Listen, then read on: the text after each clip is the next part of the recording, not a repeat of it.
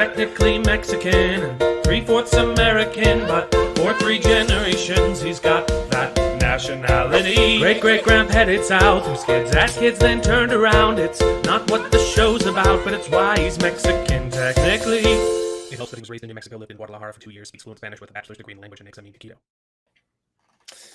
Hello, everybody. Can you hear me? Sorry about the mix-up. I've been super busy this week with the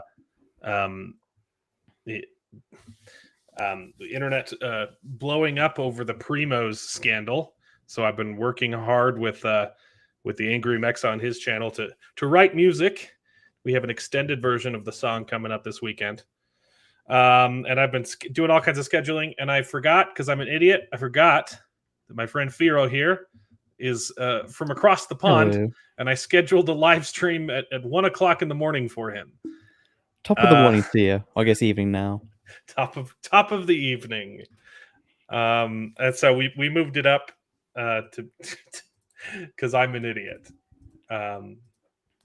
So we might not have a lively live chat, but I'm more interested in talking to you anyway, because I just tonight, finished. I guess, for me, it's all about Dune.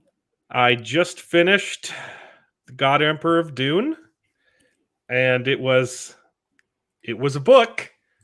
I'd say an experience. It was an experience. It was the weirdest, hands down, the weirdest thing I have ever read. Was it good, though? I loved it. I really loved it. The way I describe Dune for like a first-time reader, it's like you're on an acid trip, but everything makes sense.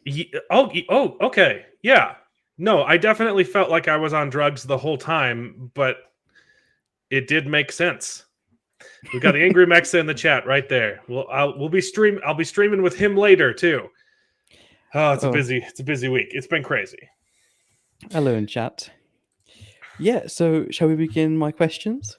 Yeah, but first, I mean, the elephant in the room is the Dune trailer that dropped. Of course. That dropped yesterday. This was unplanned. We've been trying to set this up for a long time, so it's just happenstance that coincides with the Dune trailer. Maybe it'll help with the algorithm. Who knows? I just watched it right before streaming, and so did you. And yes, and you didn't like the first movie. So how do you feel about the second trailer? The second, well, I will admit, I didn't. Okay, I'm rereading the first Dune book. First time I listened to an audiobook, and now I'm reading it with an actual book. The first time I listened to it, so the first Dune book is split into 3 parts. Yes. I like the first part, but I didn't really like the second and third part because they're hard to follow. But now that I'm actually in the book, they're really good. So it's a case of this part 2, my expectations aren't that high for it, but compared to the first trailer, it does look better. There were things that happened in this new trailer that I think addressed a lot of the problems that you had with the first movie. Yes. Not all of them. Oh, no. Like, they still have the eyes wrong. The eyes are literally blue on blue. You cannot see the difference. Like, it's all blue, apart from the pupils. They still got that wrong, because makeup. Sorry, it's how are they supposed to look? Sorry. It's blue, literally, as it says in the books, blue on blue. You cannot see, like, there's no difference between the sclera, or how you pronounce it, the iris. And okay. Yeah, it's purely the iris blue. And the pupil? Or the whites, too. The whites are blue? Yeah, the whites are blue, and the iris is blue. I didn't notice. Do they just have, like, the iris is blue, then? Oh, no, in the trailers, it's like the whites are only tinted blue, but not properly blue. Okay. So, okay. Well, I think... they got those wrong then. Yeah, but the major point, though, was Gurney telling Paul, like, the whole use the Fremen, use the prophecies. And that was the biggest difference. I think that was my biggest complaint with the first book. With the first movie, which I only realized retroactively because I saw the movie first and then read the book. Yeah. And the biggest difference, like the biggest issue for me, is that it was unclear. It's super clear in the book, but it was unclear in the movie that the prophecy of Muad'Dib is completely made up. Mm-hmm. It's Yep, a made up exactly. prophecy made up by the Bene Gesserit witches. Which is the whole. It's the whole point of the term prophecy. To set up, the quiz. Oh gosh, It's that's the thing. It's not for that. The Fremen prophecy is literally for the Bene Gesserit and their heir to have a secure place on the planet. Yeah. If the house should fall, exactly like it did. Right. It's just there for the Bene Gesserit power. That's it. They created a religion on the planet Arrakis or Dune, so that they could so that they could show up and become gods to these people if they ever needed to. Not gods, but more like a prophet. A yeah, prophet. Okay, sorry, not God. Yeah. Sorry. So they could, they could show up and become the authority figure. And then in the books and in the movie, Paul Atreides shows up. Paul was a mistake, or he was on purpose, but he wasn't supposed to exist. Yeah, exactly. So his mommy yeah. made a boy, and she was supposed to make a girl, and the Bene Gesserits weren't happy with her because it was a generation too soon. They were trying to create the Kwisatz Haderach, and they which did. is through their eugenics breeding program. Incest for the win. To create a super being that can be everywhere all at once. Well, it's more that the problem is that the genetic memory is linked to the X and Y chromosome, which is why the mothers of the great mothers, they conceive back in their female lines, but not the male. But the Kwisatz Haderach has X and Y genes, so he can see back on both. Yeah, exactly. Right. So, and I just forgot Paul's mother's name again because she hasn't been in the last books that I've read. Jessica, thank you. So Jessica shows up on Dune and starts using the myth of the Muad'Dib for her to protect her son. Oh, it's Alaib. Is it something Alaib? I think. Lisan el Gaib. That's it. Lisan el Gaib. Yeah. Yes. So it wasn't supposed to be used by her. It was supposed to be for the Bene Gesserit, but she showed up and wanted to protect her son. So she sets him up as the. I think it was meant to be used by her, just not for Paul. Right. Oh, no, sorry. Well, technically, it is for both of them because it's meant for any Bene Gesserit and her heir. Right. Well, yeah. But it wasn't supposed to be her. Oh, anyway. It's for any Bene Gesserits who come to the planet. It's just for anybody. Yeah. Well, in the book, it's very clear that it's fake, and they are manipulating the Fremen. Yes. And in the movies, it's not really addressed. It's left vague. Yeah, which the way I think about it is it's the same reason why Helm's Deep in Lord of the Rings is like so dragged out. What in the books is literally like a small chapter. Oh, it's like pages. Yeah, it's a couple pages. I remember like double taking like when I'm reading that chapter because like wow, this is Helm's Deep. I was expecting like a grand battle, but no, this is Tolkien, so it wouldn't be that. Yeah, like it's like I guess the best way to say it is the Dune movies don't have the capacity to be subtle like the books, even though the books aren't known for their subtlety. Like it's actually no, that's a lie because again, I am rereading and with the power of hindsight, I noticed something about Paul literally at the very start of part 2 in the book, the first book, where it sets up Paul's nihilism. Like it's very subtle if you don't know what you're looking for. Okay. But it's like, oh my god, it's here that early on. What part? It's in the first. It's when June and Jessica are traveling across the desert, and they come across like a cliff, and they're scaling down, and a bunch of sand just starts sliding down, and Paul like leaves his bag full of like the water and the tent and stuff. Yes. And he just immediately just starts thinking it's all over. But then Jessica points out, hey, we can actually get into there. We can get it, yeah. Okay. Yeah, I remember that part in the book. Yeah, it sets up Paul's nihilism.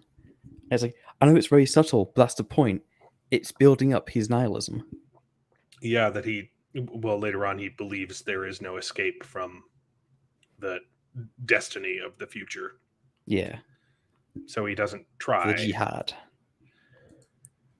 Oh dear. Yeah, but so the in a roundabout way, the changes. It's not dialogue from the books, but they have Gurney Halleck in the new trailer talking to Paul, saying and explaining, not explaining, but Just stating. mentioning that hey, that prophecy is fake, but you should use it to your benefit. Which, Actually, wait, does he say it's fake? I think he says, well, he doesn't "Hey, say the words, but it's yeah." implied. You know, Well, that's the in the thing. line, he's saying, "Hey, use that to your benefit. Step into the role of the prophet." So Yeah. it's implied that it doesn't imply that it's made up, but it's implied that they are I using it for their benefit, and that he may not be a real prophet. Yeah, the only thing I can hope for is that, at least in this, okay, I guess for part two, I desperately hope that the the uh, the writers realized that they messed up and this time they don't just go, "Hey, it's all fake" immediately, but instead actually build it up a bit, because that's like the whole point of, like, say announcing it now seems really strange, but if they actually build up saying, "Oh, it's a twist," like later on, I Yeah, think I prefer that, because at least then it's like, "Oh, you didn't tell us in the first part because you wanted to be a twist, so stating it at the right. beginning of the second part would be strange." It didn't look like that's what they were doing in the trailer. It looks like we didn't say it in the first movie because we didn't have time, and the trailer was framed in the way, at least with the context of the books. It looks Mm. like they're going to try and pressure him into it and say like, "Hey, look, you need to step up and become this prophet," and he's reluctant and he doesn't want to do it, but then decides to do it in the end. What's the thing? Because he had that other line where he says, look, I don't, I've seen the future and it all leads to Mm. destruction. Yeah, So jihad. Yeah. I don't want to do it." Yeah, I think in the books, it literally, I think the end of the first part is that, in the book part, is Yeah. literally one path leads to Paul being in front of Baron Harkonnen announcing his death, and the other one is jihad. And Paul is just spinning down the path of the jihad. Hmm. Like, it's Dune is complicated. Dune is very complicated, and it gets worse and better at the same time. Yeah, it's. I think I told you before in the DMs. Book 3 is the breaking point for some people, but we'll get to that later Oh because no, it's it yeah, was book yeah. 3 was cool. Oh yeah. Okay, well, full spoilers for books 3 and 4. Mm-hmm. We're And gonna 1 and 2 spoil as well because and it's 1 and very 2. interconnected. Because man, do I have thoughts. So I mean, initially I loved reading Dune, and then I thought Dune Messiah was even better, and then I read through Oh Children of yeah. Dune, and I was like, okay, I wasn't expecting to like this as much as I did, because it's a shift in, the main character, right? Oh yeah. Yeah. um and but the political intrigue in the third book was just wonderful, and by the end I ended up liking it even more. And then God Emperor of Dune is it's the best one. So Yeah, it's like it's one of those books where if anybody else had written God Emperor Dune, it wouldn't have been good. But because Frank Herbert wrote it, it's amazing. yeah, yeah. Book 4 is, people call it a departure, but it was very similar to the other books. Yeah, like what's the thing? It's definitely a departure in its framing, Yeah, but like the it's bulk of the story, the reason why it didn't feel like a different series. This is oh clearly yeah, still Dune. the reason why is because book 4 is the culmination of, this is a historical reenactment story. This is not a theatrical story. Like, This is you're not people meant to, combing through his books and yeah, putting talking. pieces Yeah, together. Yeah, exactly. This isn't like, this story isn't something you're meant to be watching at a movie. and It's something you're meant to read and think about. you already know that there's different versions of the story because there's the oral history and the written history, and they contradict each other. And I guess you can assume what you're reading is the written history because they're pulling Yeah. from his archives that he's. Yeah, like I think the way it's explained. But if is he's that, writing his own history, yeah. Oh, it's like that's the Yeah. thing. What's Is it- written in the yeah. chapters is unbiased. What's written in the logs is biased because it's biased, written from yes. a point of view. Yeah. so you know that he would never write anything false in his own journals, but he says people are going to take my words and Mhm. make them mean their own things. So you don't Exactly, know yeah. if you're reading his words or if you're reading a copy of a copy of a copy of his words. So Exactly, yeah. But they're still interesting, aren't they? I think. I feel we should probably talk about Children of Dune first. Yeah, we should like God Emperor Dune again. God Emperor Dune is the culmination of every single It is. payoff of the Yes. first 3 books. But let's talk about. I got some questions, but we'll go after. We'll talk about the books first because that's basically what do you think about Dune anyway. So Yeah. all right, children. I think. All right, do you want to start? Or should I start about Children of Dune? Okay, Children of Dune. So Dune Messiah. Let's see. Let me just get some context here. Dune was written in 65, and then he wrote Dune Messiah in 69. So pretty close together, like 4 years. Yeah. And then Children of Dune was written much later, like 7 years later.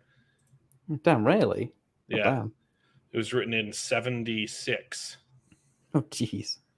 And then God Emperor didn't come out until 81. Yeah, that seems about right. So we had time to think about this book.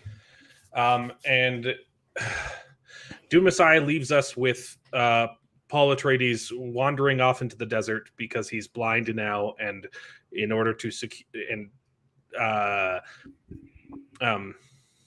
Fremen tradition dictates that if you're blind, you're worthless and a drain on society. So they just send you off in the desert to die. And so to secure his children's fortune in the eyes of the, not fortune, but like safety, or power, he succumbs to Fremen tradition and goes off to die. Which we know in Children wasn't. Yeah, he didn't die. So he didn't die. He was found by a group of rogue Fremen that are hiding out and killing people and stealing their water.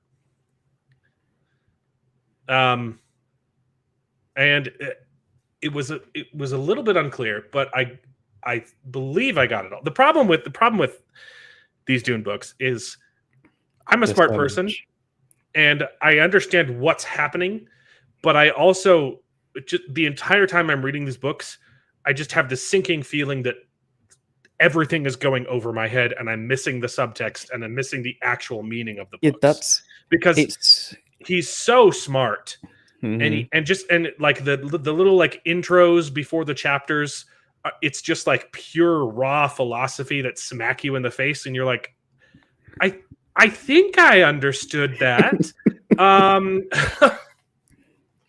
Yeah, like with Frank Herbert, like especially Dune, like at some point you got to reread or re-listen to the books. Yeah. Because like I said, so many things are set up like really early on that you don't expect to be. But also like the philosophy becomes clearer because you know where it's all heading. Yeah. But yeah, I think with but because I remember I texted because you were asking me how it was going when I was reading the second book. And I said that like I feel like it's all going over my head. And the one thing I said was there are a lot of different factions in play, and they all want different things. And I was about like 2/3 of the way through the book, and I was like, I like where it's going, but I'm a little bit I was a little bit confused at that point because I felt like I didn't know the motivations for all of the different groups. I was like, they're making all these, they're doing all these machinations, all these moves behind each other's backs, and I didn't quite understand the wants, the motivations behind each group, and so I was afraid it wasn't going to be like paid off. And literally, after I sent you that message, the next chapter opens up by listing everyone's motivations. Yep. Like the blurb before the chapter says, if you've been reading along and you're having a hard time following, I was like, yeah, that's me. Guess what? Here's what everyone was doing. Here's what everyone wanted. It's framed in like some historical notebook, right? For context, you should know that this party was trying to do this and this party was trying to do this, and that's why they wanted this, and blah, blah, blah, blah, blah. And it ends with, but no one felt to ask what the main characters wanted or what they were trying to do. And I was like, you've got to be freaking kidding me. Yeah, maybe. Like, I maybe can't Frank... believe. Like, and I knew that he'd done it. He did it on purpose too. He knew that people would be confused by that point in the book, and he just like, "Hey, here you go, buddy." And I was like, "This man is a genius." Like, Frank Herbert might have been on something when he made drugs make you see the future a bit. I was so pissed off. You gotta be kidding me. No, but it made sense. It wasn't like meta. It didn't like pull you out of the book. Like it was set up in a way that, oh, this makes total sense that it's there. And it was so helpful to know, oh, that's what everyone wanted. Yeah. It's also the ending of the book as well, which also tied everything up nicely as well, didn't it? It does. So they're all trying to control the two kids, Paul's kids. Mm-hmm. They're trying to, because they don't think that they're as good as their daddy. And everyone's trying to control Dune. Yep. But no one asked them what they had planned. And because they are, technically abominations, but they're the good, the okay ones, I guess. Well, that's the thing. It's a whole metaphor of parents letting their children go off, or the birds leaving the nest. Mm-hmm. Like after a certain point, he's got to hope that they're the best thing for humanity. Yeah. In a way, they were yes, no, maybe. Yeah. If we take the God Emperor for his word, then yeah. I am the ultimate predator. That's a good line. It's a good. No, don't you better about a line? Do you know who also says that they are also a predator? Is it Ezra Miller? No. No, I mean in Dune, but you're right. In Dune. Sorry, the Baron. Yes, the Baron Harkonnen is the first person in the Dune series to call himself the Predator. Right. Meaning, it was a mixture of the Atreides and the Harkonnens that allowed the God Emperor to be the God Emperor. Yeah, well, that's what he said. So that's the difference between him and his auntie, Ganima? No, that's his sister. Yeah, Ganima's his sister. Yeah. Do you mean Aaliyah? Alita Battle Angel. Yeah. Aaliyah, Saint Aaliyah of the Knife. So, where the book starts is a bit jarring, Children of Dune, because you have Aaliyah and gosh, I did it again. Jessica, Aaliyah and Jessica, yes, they're just like enemies right off the bat, and it doesn't make sense until like halfway through the book where you're like, okay, I get what's happening. Yeah. So it was a bit jarring, not gonna lie, but it's all explained. So yeah, it wasn't disappointing in any way. It was like, okay, you knew what you were doing. One of the things I noticed, a really good writer can show you something absurd, but because you trust them and because you believe in them, they actually fulfill that promise, that trust. It makes you trust them even more. Mm-hmm. That's why I'm convinced it's different between a good writer and a great writer. A great writer can make your trust waver, but then reinforce it immediately. Not immediately, but later on. Mm-hmm. Yeah, no, you should definitely trust Frank Herbert because it all makes sense in the end. Most of it, I think. Well, I think it does. You just gotta think about it a bit. I'm pretty sure it makes sense. Okay. Yeah. So his sister, so his auntie Aaliyah has become an abomination because she was fighting it. She was fighting the progression so hard that the Baron takes over her body and starts having gay sex. But is it gay because he's in a female body? That is the question. Is it gay because the Okay, body's doing it, or we're is it gay asking the because real the spirit's questions doing it? here. Is it gay? I gotta know. Well, it depends because the mind, literally the mind is a man, but the body is a woman. Yeah. So it depends. Do you believe in like I guess the case of spirituality versus I think from his physicality. perspective it is. Yeah, I think that's remember as well because 'Cause Frank Herbert wasn't 'cause- alive in modern day, was he? Yeah. So I think he would have said yes, he was gay because the Baron is a man. Yeah. Well, then the Baron was very much gay when he was alive, and then Yeah. he's kind of just piloting this body. So Yeah, it's pretty really much. it's really Like a the meat ideal mecca. situation for the Baron. Yes, I'd meet to Mecca. Yeah, I liked that. It was so weird. Just have the conversations that she would have in her own head with the Baron, and how she Yeah. eventually decides to just let him take over. Yeah, and like just like later on, Lecter the Second, just like he explains what the sand like worms are. Like sorry, it's a sand trout are, and then he puts his hand to the sand, and a bunch of them start crawling all over his skin and form like a super suit. Yeah, it gets It was weird. It was It's so weird. no. I think no. The weirdest moment in that book was just before that. When Oh. the second, I think I know what you're talking about. Yeah, he saw a woman who he saw a prescient imagery of, and then he called the thingy. I won't say it because YouTube and children, but He gets there's a reason why this book gets is called The excited Breaking Point. having a vision of a future encounter with this female as they are entwined in love. And He's 9 years old or something, isn't he? As well at Yes. this point. but he's seeing a vision of the future, which is a future that never actually happens. Yeah, But he gets a glimpse of a future, and I'm pretty sure he like to full completion. I thought because he talked about like muscles becoming tense and stuff.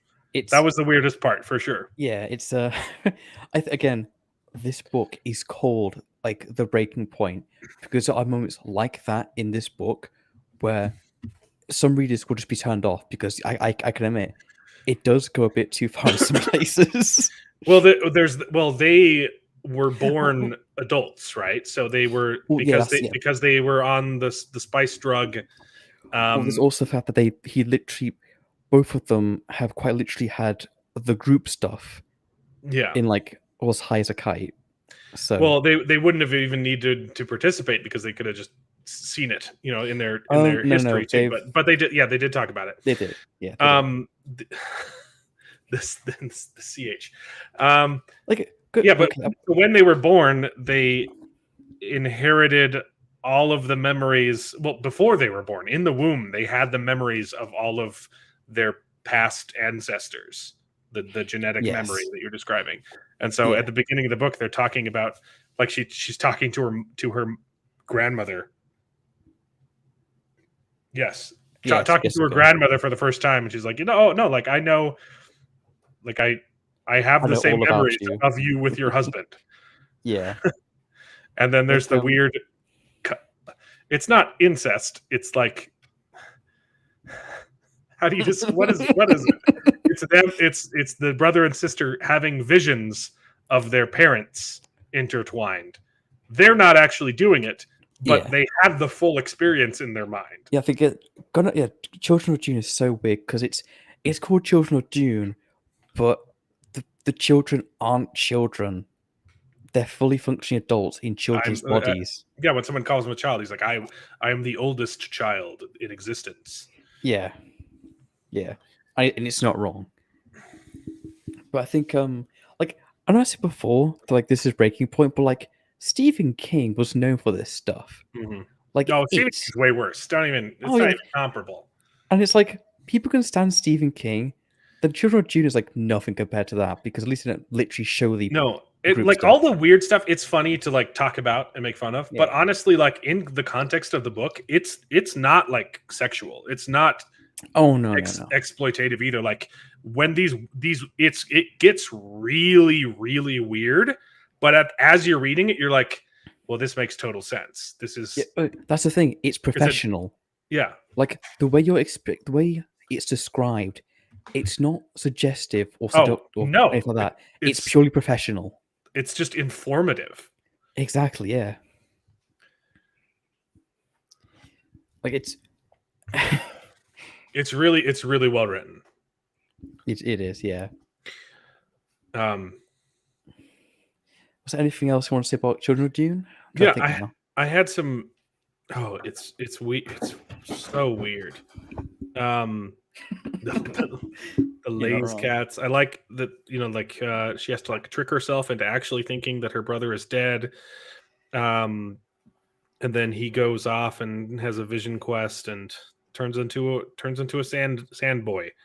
Yeah, he literally becomes a superhero just because Uh-huh. the golden path. The ending is a little bit anticlimactic, but I didn't mind at all. I thought it was fascinating Yeah, that it's and it starts having when you get the Aunt Aaliyah and she starts like having like cracks in her psyche where she's like, wait, who said that? Was that me or or yeah, the yeah, Baron yeah, or the like? You don't even know who's talking, who's asking the question too, yeah, and yeah. it's like that was really cool. And then she like throws herself from the window and Yeah, no, she didn't throw. No, that's the thing. She didn't throw herself. She just walked out the window, and yeah, that's it. yeah. Like, like But that's then you know. Daddy Paul does die for real because he's been pretending to be a prophet. Yeah, he literally gets killed by the people who venerate him the most. Yes. Well, Which, because he was doing his darndest to sacrifice his own legacy. yeah, like, he Paul desperately again was until near the very end of that book. Paul was a massive nihilist. Yes. And it was only until his son basically told him, Paul, you were meant to be a head of a house, not the emperor. You were not ready for this. I have been brought up to be the emperor. I am ready for this. Yeah, Stop being a nihilistic dumbass. the conversation between them was fascinating. When that's the problem. And when he says, "Oh, look, there's two futures here," I was like, "Well, I want to know what those are." And they keep talking about, "Oh, like there's this possibility and that possibility," but then they don't go into details. So he's like, "But I want to know the details about all the possibilities, yeah, I so get that I that. know why you're making this this on paper seemingly horrible choice." Yeah. What's the thing? I think speaking of like that, one of my favorite things about book 3 is because book 3 is the start of the payoffs. Yeah. Because book 3 is finally when Jessica and basically Benny Gesserit get told you're stupid. Like, Yeah. I can't remember who. I don't remember who it was. I think it was Ganima, but she Mhm. basically said to Jessica, "You're stupid." Yes. Like, I think it was the equivalent of you wanted to change the galaxy to suit your whims, forgetting along the way that you can change as well. And that's the problem with Benny Gesserit. The Benny Gesserit didn't change, and it's why they're just stagnating and dying off. Not dying off, like they're failing.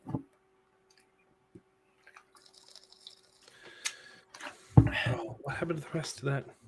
I wrote down a couple quotes that I really liked, and some of it Yeah. got deleted. Ah, sucks. But yeah, Oh, I'm I think sorry. I remember. Yeah. But go on, go on. I was going to say no. I was wrong. It was a case of the Bene Gesserit didn't change because they believed that they could control destiny completely, which of course the whole point of Dune is you can't.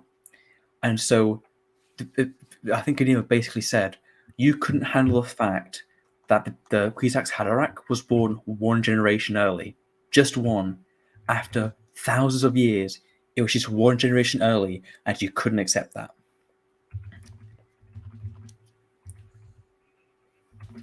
It's like yeah, it was like just the how they couldn't change was just their biggest problem. I found the rest of the quote so I can look it up. Yeah. One of the quotes I found that was fascinating was talking about the Butlerian Jihad. It was like a flashback when they destroyed all. There was like rogue AI. They destroyed them and all machines, which is why they created Mentats because they didn't have computers anymore. Which is a crazy cool idea. and Yeah. all the Yeah. dumb people that are complaining online about Frank Herbert's an idiot because if interstellar travel comes from Arrakis, then how did people travel interstellarly before? Or it comes from the spice Well, melange, which yeah. can only be found on Arrakis. How did they travel the stars before they got to Dune? It's literally explained in the books. Yes. Okay, Yeah. you need the spice to calculate Yeah. So the yeah. faster than light travel, Yeah. The which way they it's used to do with computers, which don't exist anymore. it's like the way it's explained is So cool. Yes, the Valerian Jihad happened after Arrakis was found and the spice was found. Mm-hmm. In fact, later on, I actually plan to tell you that either me and Grim have a theory about the Valerian Jihad, but that'll be later. The quote was about it though. They were talking. It was like they were talking about the jihad, and the quote was, "Our jihad is a dump program. We dump the things which destroy us as humans," which is fascinating if you know anything about computer programming. Which because the Valerian Jihad is about Machines destroying computers and AI, and it was just the way he chose to describe it was so cool. To call it a dump program, it was a very unhuman way to describe what they were doing. And I wasn't expecting computer science. Yeah, it's from my book. I mean, I'm reading it's a science fiction, yeah. but I wasn't ready for it. Because you wouldn't expect it, because the whole point of Dune is that computers don't exist really. Yeah. So I guess was it Letter II who said it? Yes, it was Leto II, but he was Yeah. remembering he was going on a trip. Exactly, yeah, because he's the only person of alive, someone yeah. who was participating in the Valerian Jihad. Yeah.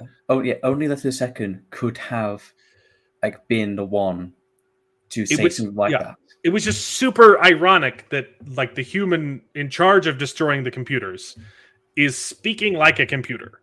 Yes. Oh, speaking of Good Emperor Dune, do you go on to that then? Because that's sorry, one that was in Children of Dune. That wasn't God Emperor. Oh, really? Yeah. Okay. It's when he takes the spice. It's when he shows up at I don't remember the name of the place. The secret place in the desert. Oh yeah, I remember. There was a fascinating line. And I can't remember who said it because I was doing the audiobook, and so I just had to write it down real fast. But it was in doing good, avoid notoriety. In doing evil, avoid self-awareness. A truer word have never been spoken. It's so good. It's like it's completely true as well, isn't it? Like that's the thing. Some of the stuff Frank says is complete gibberish, but makes complete sense sometimes. Yeah. But in this case, it's something we all know instinctively, but having it said out loud, it's something that you don't want like explained to your face. You know? Exactly. Yeah. But doing so good. Don't have self-awareness. It's like pretty much. But so yeah, it was a little bit confusing when Paul was talking to his son, and like I got the whole thing, like I'm not your dad anymore, because I guess they'd been like force feeding him spice and making him see the future, which he didn't want to see anymore, right? Yeah. Okay.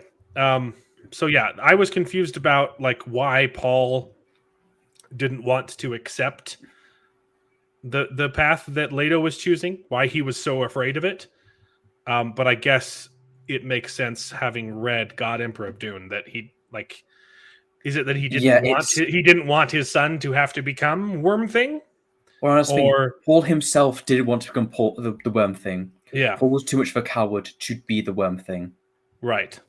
Well, I mean, when he describes what it's like to die as Worm Thing, how he will forever be in existence, living in a part of everyone, and Oh yeah, never that's the thing. he's basically describing like sleep paralysis, but Yeah. times a trillion. Well, that's the thing. Leto the Second, because of his circumstances, all those sand trout that leave his body to become sandworms are all prescient. Yeah, they're part of him. Yeah, they all become prescient. It's weird. It's very weird.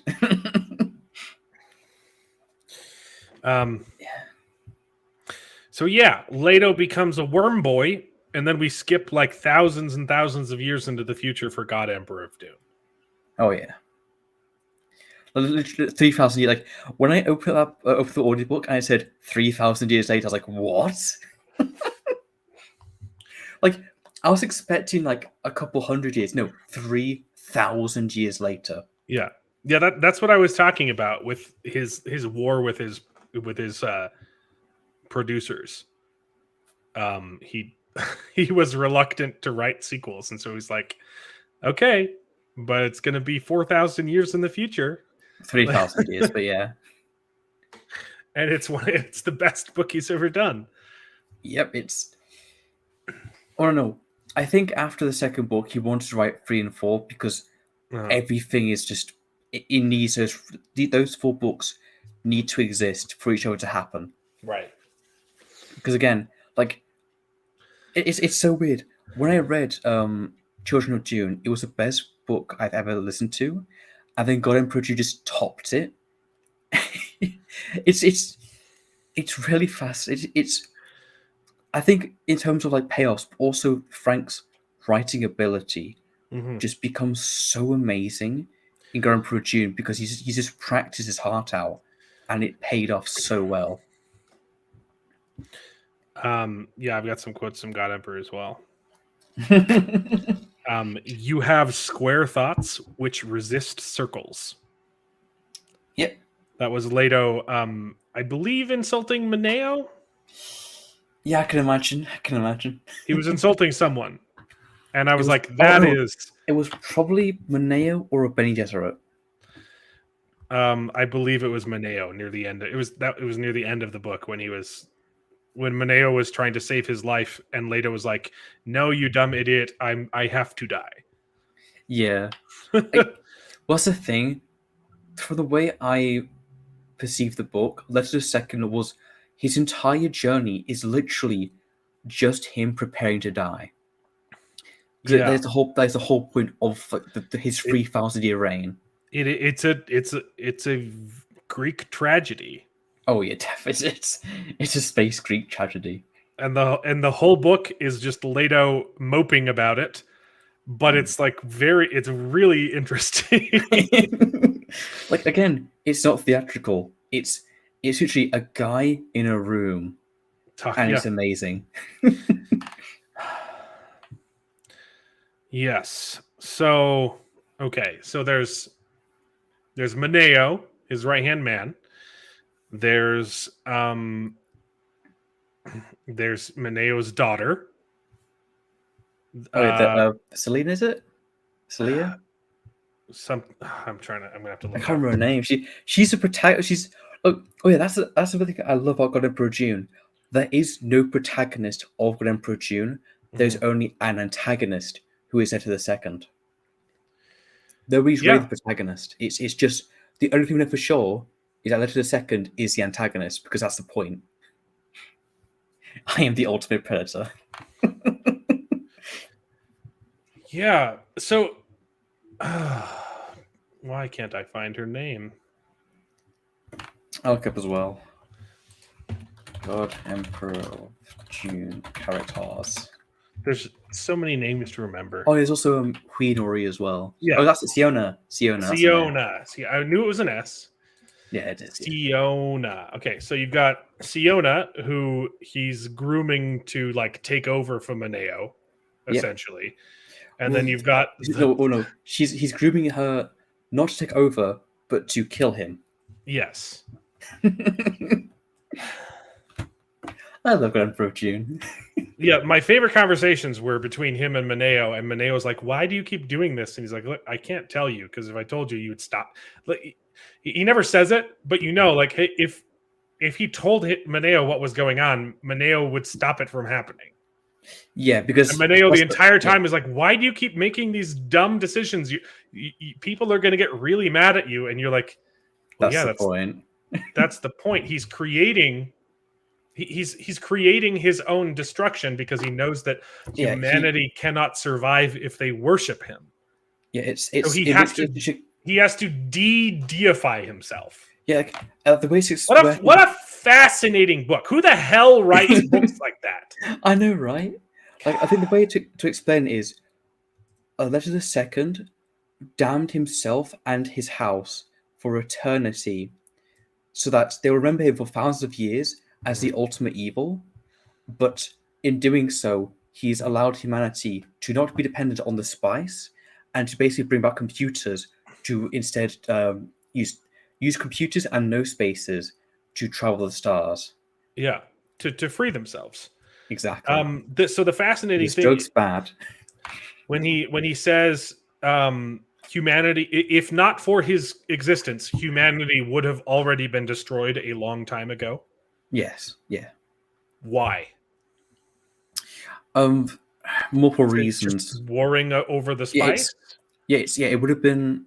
It's not explaining. Obviously, it's not. We don't know for sure. Yeah, but it's a case. Well, I know. That's why. That's the why. Yeah. That's the theory. Yeah, it's my guesses are wars, the machines coming back,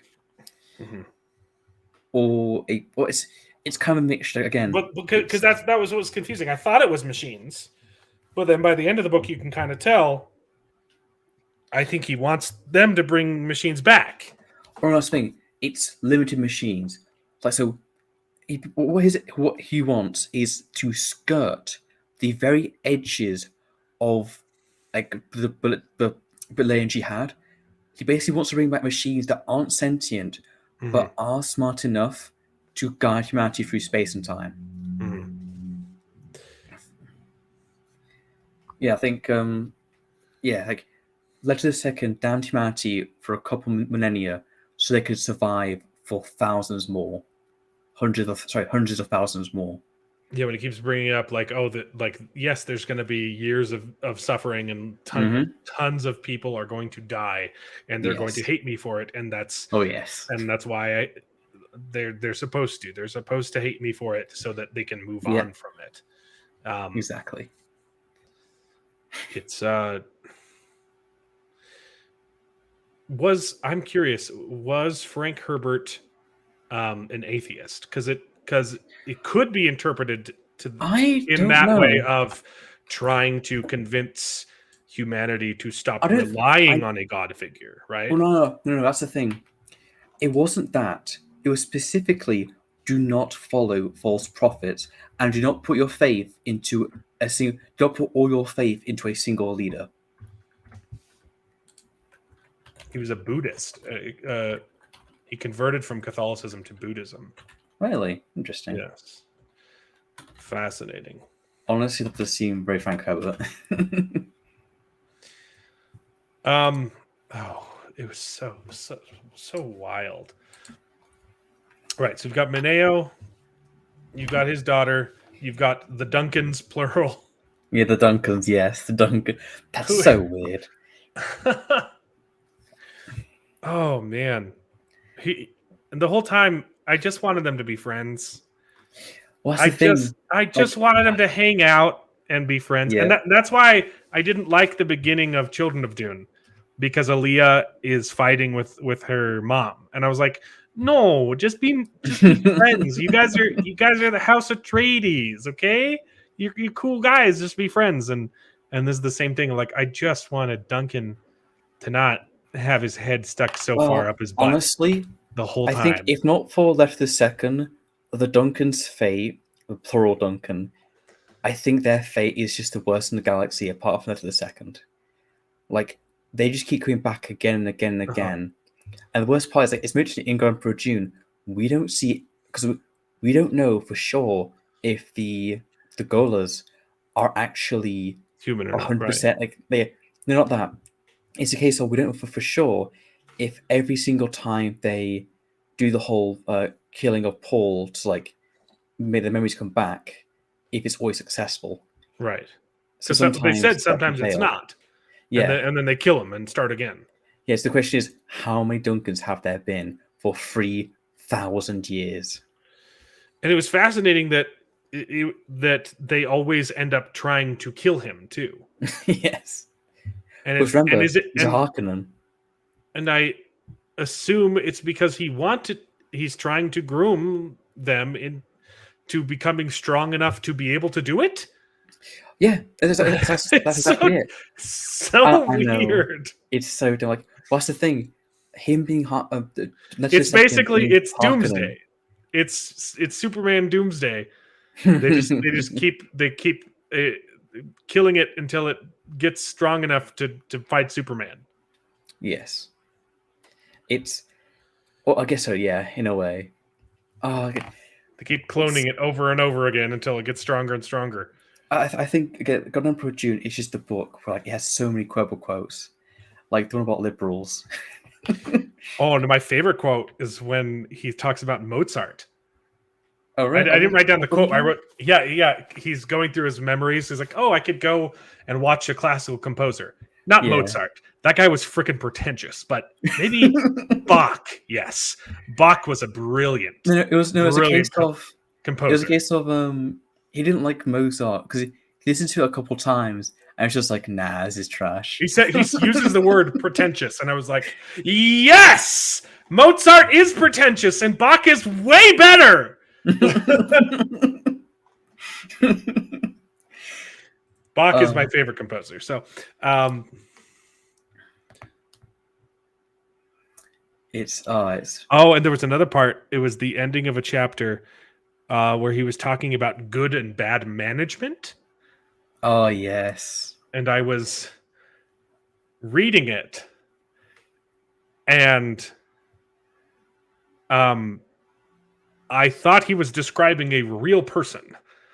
Yeah, and I was like, it's very specific. Wow. Yes, that person was a very bad manager for exactly those reasons. Holy crap, it was so good. I sent it to my wife. Oh, not her current employer. Her current employer is great. Okay, good. I was going to say, like, she had a bad manager in the past, and I was like, you gotta read this, baby. God Emperor Judas, some amazing quotes. Like it's got so many stuff. It's so good. Yeah, the difference between a good administrator and a bad one is about 5 heartbeats. Yeah, 5 heartbeats. Like it's not something you think about, but it's like, no, that makes so much sense. Bad administrators hide their mistakes until it's too late to make corrections. Yeah. It's so good. If that doesn't describe Blizzard, I don't know what does. Yeah, the difference between a good administrator and a bad one is about 5 heartbeats. Yeah, good administrators make immediate choices. They usually can be made to work. A bad administrator, on the other hand, hesitates, diddles around, asks for committees for research and reports. Eventually, he acts in a way which creates serious problems anyway, right? A bad administrator is more concerned with reports than with decisions. He wants the hard record, I know this person in real life. He wants the hard record, which can be a display as an excuse for his errors. Yeah. Oh my gosh! If that doesn't describe the AAA gaming industry, I don't know what does. Like every single one of them, that quote applies to them. As the reports. It's like, you're bad. They depend on verbal orders. Here is like still like deciding whether or not to read the Dune books. Read them. Yes. Read the first 4 Dune books, because like you can't just read on Pro Dune. I know it's the best one. How much Dune did you miss? Well, we got everything. You missed everything. Yeah, like you can't just start on book 4 because book 4 doesn't make any sense unless you've read the first 3 new books. Well, I'm pretty sure Mark Clark read it without reading the other 3 and liked it. Yeah, and I bet he was very. Oh, that's the thing. Yeah, it's a good book, but it doesn't make any sense. He does that with everything, though, because he just finds books from the That's right, library. yeah. I remember from last and time. starts them in the middle of the series. He's an Which insane is person. bizarre, yeah. Especially for love him. Dune, which We just love him doesn't to make any death. sense. Yeah.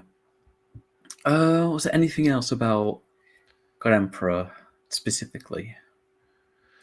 I mean, Well, I do have a couple of questions here about it, but that's down the line, Yeah. obviously. so the golden path. He's trying to get humans to follow the golden path, Yes, which the you God said Path. might be bringing machines back and rejecting false prophets and Or not machines, computers specifically. yeah, like bringing basically self-reliance, I guess, is Yes, the self-reliance and minimal computers, like just enough that they can predict how to navigate space.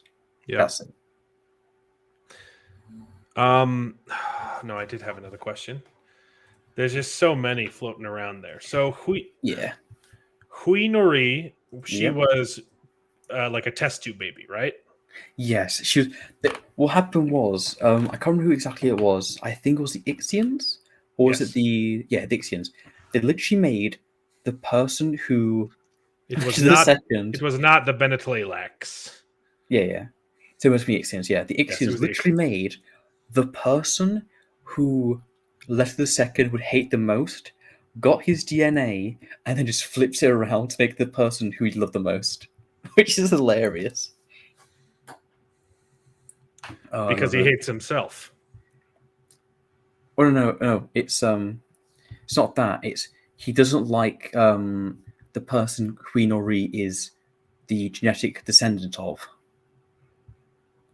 I can't remember his name because he's a minor character who was the Right. predecessor. No, I do remember that. Yeah, I can't remember his name. I But can't. yeah, Yeah. because the whole point of that was she was made because of Siona getting the documents, which basically tell her, "Hey, Letter the Second, his weak point is that he can love." Like imagine that you're basically your protagonist of this book. One of the first things she does is proclaim the villain's weakness is love, Yeah. and like she's technically supposed to be like the protagonist apart from Duncan. Sonia. Yeah, Siona. Siona. Yes. Okay. Right. Who was Siona's like handmaiden? Who? Oh, yeah, the fish speaker. Yeah, the fish speaker who she didn't know she was a fish speaker at first, but then found out that she was sworn to obey her word, and her story's tragic. Well, we'll talk about that. Like, Oh gosh. wasn't that no? She knew her because Siona is the leader of the fish speakers. She is the like the high person. Well, she becomes the leader. Siona does Oh, not that's start right. off. Yeah, sorry. Yeah, You're right, she starts. yes, she becomes the leader That's of the fish it. speakers. Her name's but she's Nayla. told they will stop. They're not going to follow her anymore. They're going to follow Duncan. Yeah, and it's Nayla because she's the Nayla. one who kills the God Emperor. Yeah, that's right. It's I loved it. I loved that the ending was just yes, was just him monologuing. You've killed me now, and it's exactly what I wanted. Thanks, by the way. Also, it's gonna be tough, but you'll you'll make it. Yeah, I have put things in place exactly for you to basically be heralded as the coming of the next coming, but at the same time, everybody is going to be expanding across the universe now because I was the only thing holding it together. Oh wow! But I think if we talk about Nayla, we have to talk about that scene. The ending? No, just before the ending. Oh, yeah. The climbing scene, right? Yes, the rock climbing scene. I think that scene is written specifically because Frank Herbert knows this book is too good, and he has to rig it back out and say, "Hey, this is just a story. Don't take it too seriously." Yeah. Yeah, it's a little weird. It's a little weird, but it's good. Also, Huinori's uncle, in quotation marks, is Malky. Yeah, and okay, and I forgot who that was. He was the He was a previous. he's the Ixtal leader from ambassador. the end. The Ixina ambassador who gets banished because they try and kill him. Yes. Okay. Right, and then he has Mineo kill him at the end of the book. Yes, because he can't do it himself. Why did they need to make it a secret though? Because he had already been banished for the assassination attempt, right? Yes, I don't. I guess it's a big book, but no, it's not a secret. It's just a case of Letter the Second's like torture chamber, where she's just in it. They captured him and they kept him there, and it was like it's basically a secret torture chamber. That's it. That's why it's a secret. Book's weird, man. Yeah, and I just wanted Leto and Duncan to be friends, but he needed Duncan to hate him so that he would be driven to climb up a cliff. Oh, that's like I think Letter the Second. I think the biggest thing we haven't talked about, Letter the Second, is just misery. Yeah, like this proper picture of just Letter the Second just being really just like a face that hasn't smiled in years and years. That is who he is. He is just he's yeah. I loved it, and it was brought up several times. But when he kept saying that he was just bored, like humanity bores me. I mean, what else could you expect once I've become this god figure? There's nothing surprises me anymore. And I love surprise. I love that he said I love surprises. So he always said I don't know. He didn't need that was so cool. Everyone assumed that he could see the future. And he couldn't. It's not that he couldn't; it's that he didn't care. No, he no longer needed to see the future. It's not just that. It's also the fact that Letter the Second, his prescience isn't perfect. That's the whole point of prescience. It's not future sight. It's using the past to predict the future. The past shapes the future, but the future is unwritten. So there are some things which he can never ever be able to guess. Like that time, the Duncan had a laser gun. Yeah, laser gun. Like that scene was just proof that he's the most powerful prescient person ever to exist, but he can predict it. But he'd also gotten to a point where he didn't care about, like he'd set everything up in a way so that eventually he would be killed and humanity would move on. And he kept saying, I don't know when I'm going to die. Because it didn't matter when he was going to die. He was going to die when the people became strong enough to kill him. And so throughout the whole book, you're thinking like, oh, it's because the prescience isn't quite accurate. No, it's because he doesn't care. He's set this up perfectly so that he will die when humanity is ready. Because they will be ready when they are capable of killing him. It's a wonderful book, isn't it? Yeah, it's great.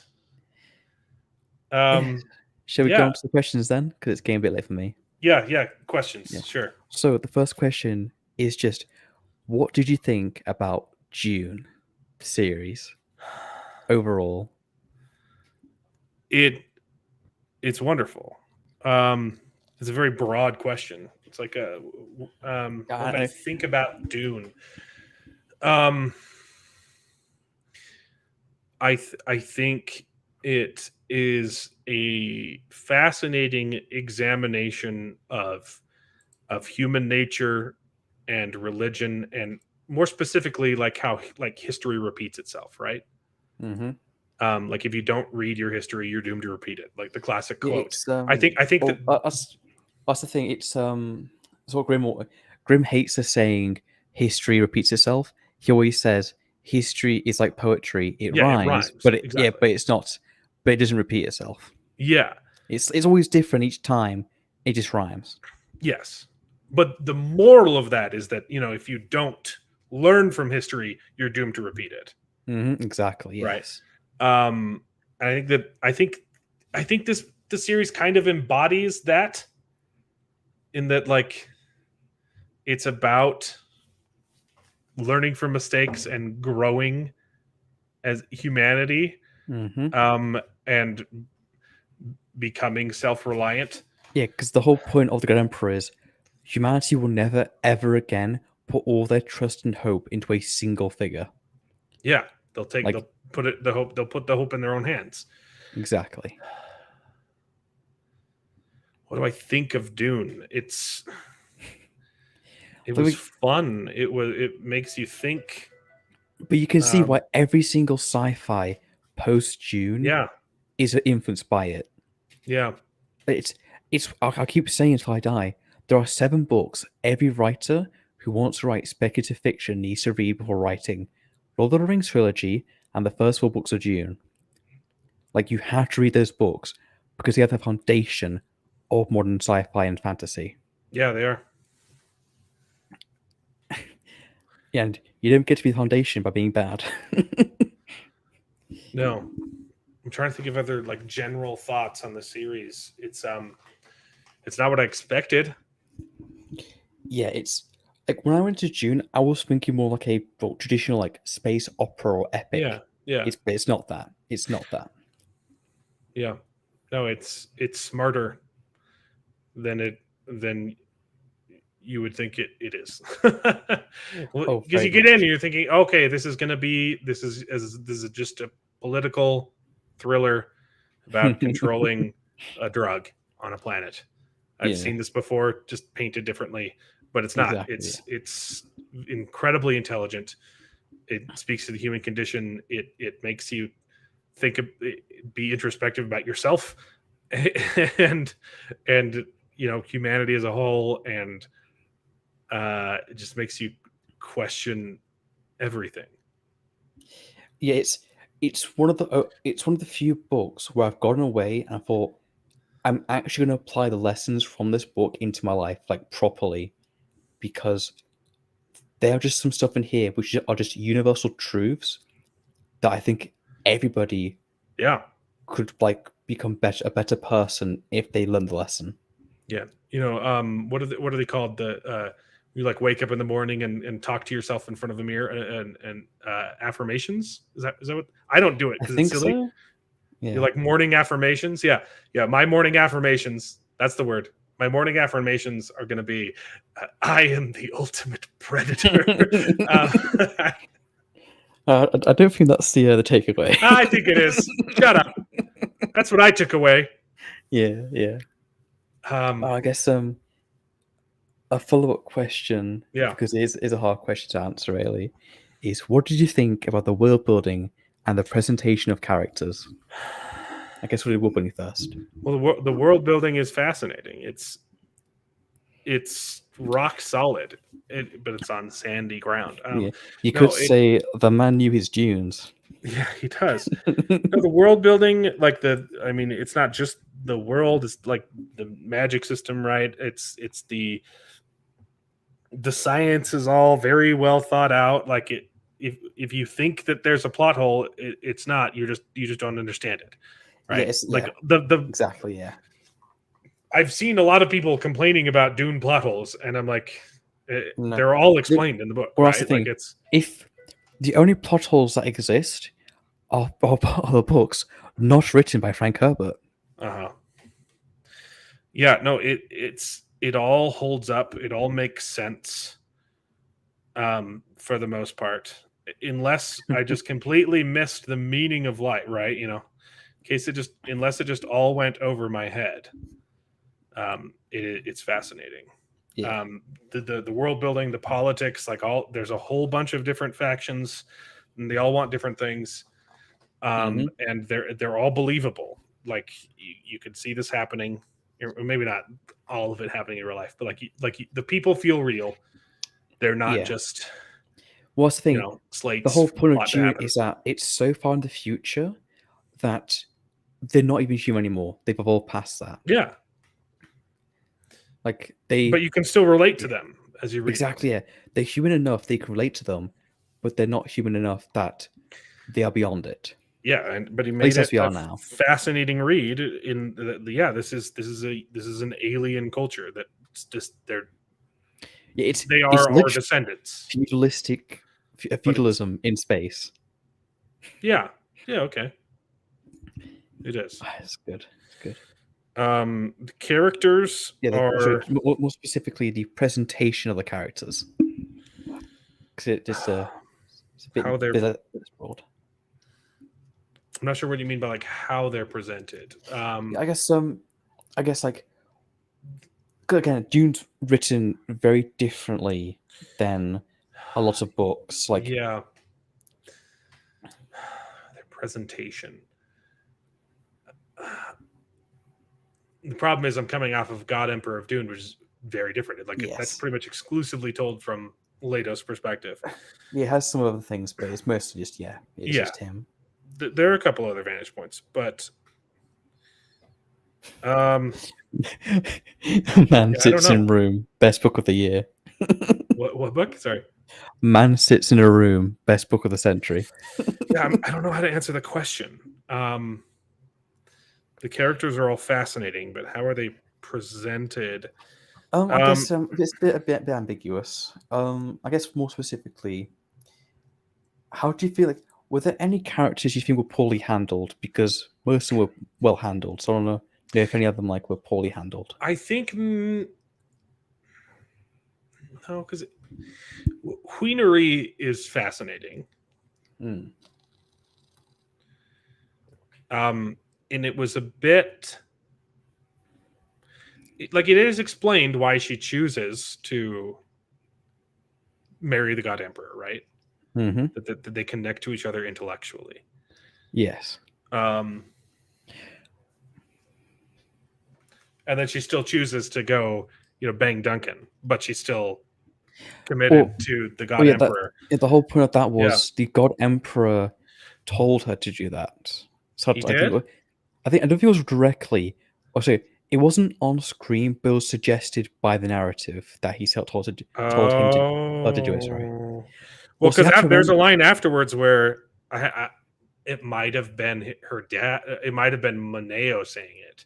I can't remember if it was Moneo or Leto. Also, you have to remember because someone got mad at her afterwards and says, "No, you only made this worse." But I think it was Moneo. Yes. Okay. Yeah. No. That. There's also you have to remember. Yeah. Okay. Queen is she's only a couple weeks or months old. Yeah. Remember, the whole point of her existence is that Siona brought the proof that Leto II's weakness was love to the Ixians, who then made Queen Ori by literally reverse engineering the DNA of the guy who he hates the most. What a book! Yeah, he was also friends with him too, though. Their conversation at the end. It wasn't a friendship. It was more just he respected Malky. It's more just a strange form of respect. Yeah. He still hated him, but he respected him. I think it was because Malky was one of the only people who actively jabbed at the God Emperor. Uh-huh. But he just went too far when he tried to assassinate him. Yeah. I think my biggest yeah, no, never mind. What I'm most curious about is why are there 2 more books? Because the whole point of this seems like it's better if you don't explain it. Yeah, so it's why it's why I say only read the first 4 books. Because books 5 and 6 are basically a massive reset.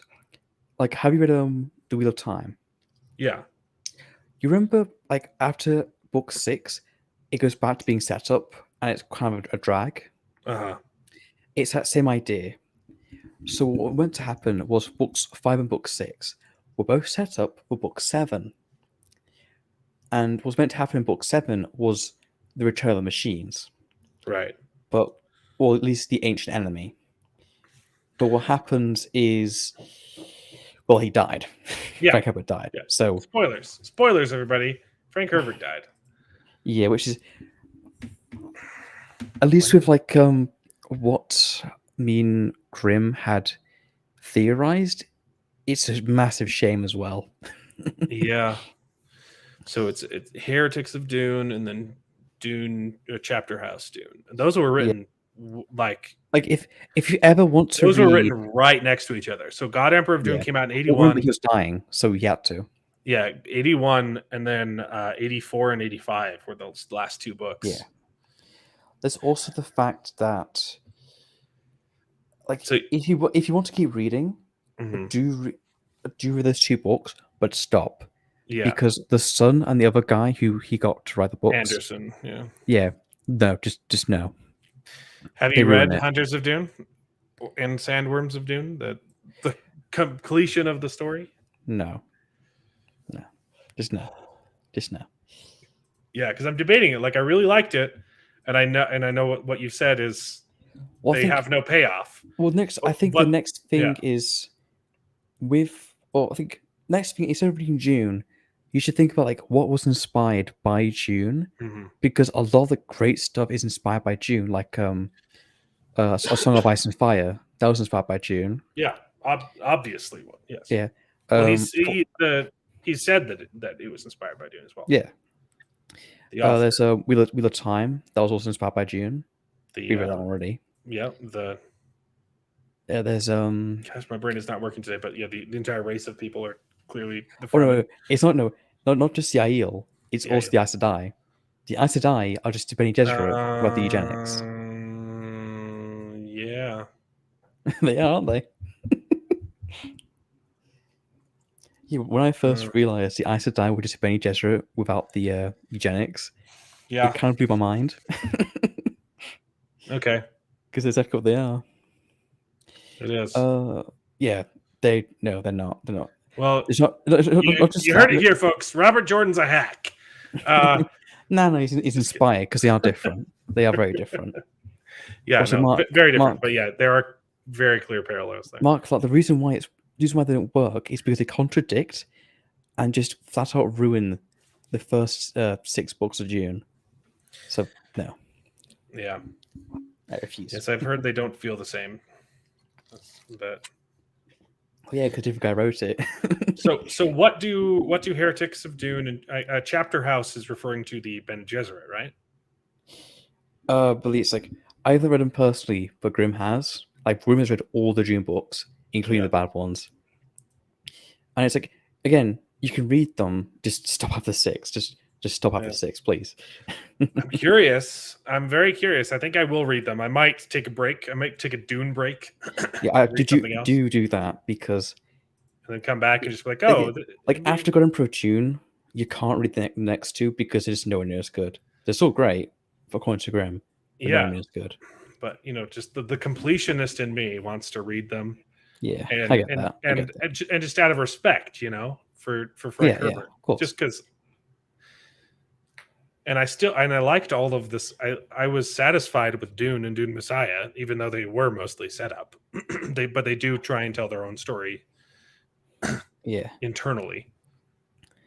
But it's why God Emperor June is a finished story. It is, because the whole point is that humanity is now free to explore the stars, and it's ready to face anything that comes to it. So if he was dying, then why did he feel the need to follow that up? It seems like you'd just be like, "Oh no, he learned that he was dying." I think partway through writing book 5. That's why. Man. Okay. So he didn't know. What did he die from? I have no idea. Cancer, probably. Well, he was a drug addict, so probably something to do with that. Oh, you don't say? He did drugs in his life? Oh, speaking of drugs, my next question is, what is your favorite high as a Kai moment? Okay, explain what that is. Literally, Franco was so high, and what I just read high as a kite. Okay, sorry, I didn't hear you through your accent. Sorry. I mean, it's gotta be the future boner or the cliff orgasm. Like, I think those two are like one of those the top ones. Yeah, I think it's Children of Dune. I think it's Leto in a spice coma, having visions of future intercourse that doesn't actually happen because he's not going down that path of the future. Yep. It's wild. It's magical. Mhm. It's spectacular. Well, I mean, that might not actually be true because in God Emperor it does say that he had wives before Huinari when he was still yeah.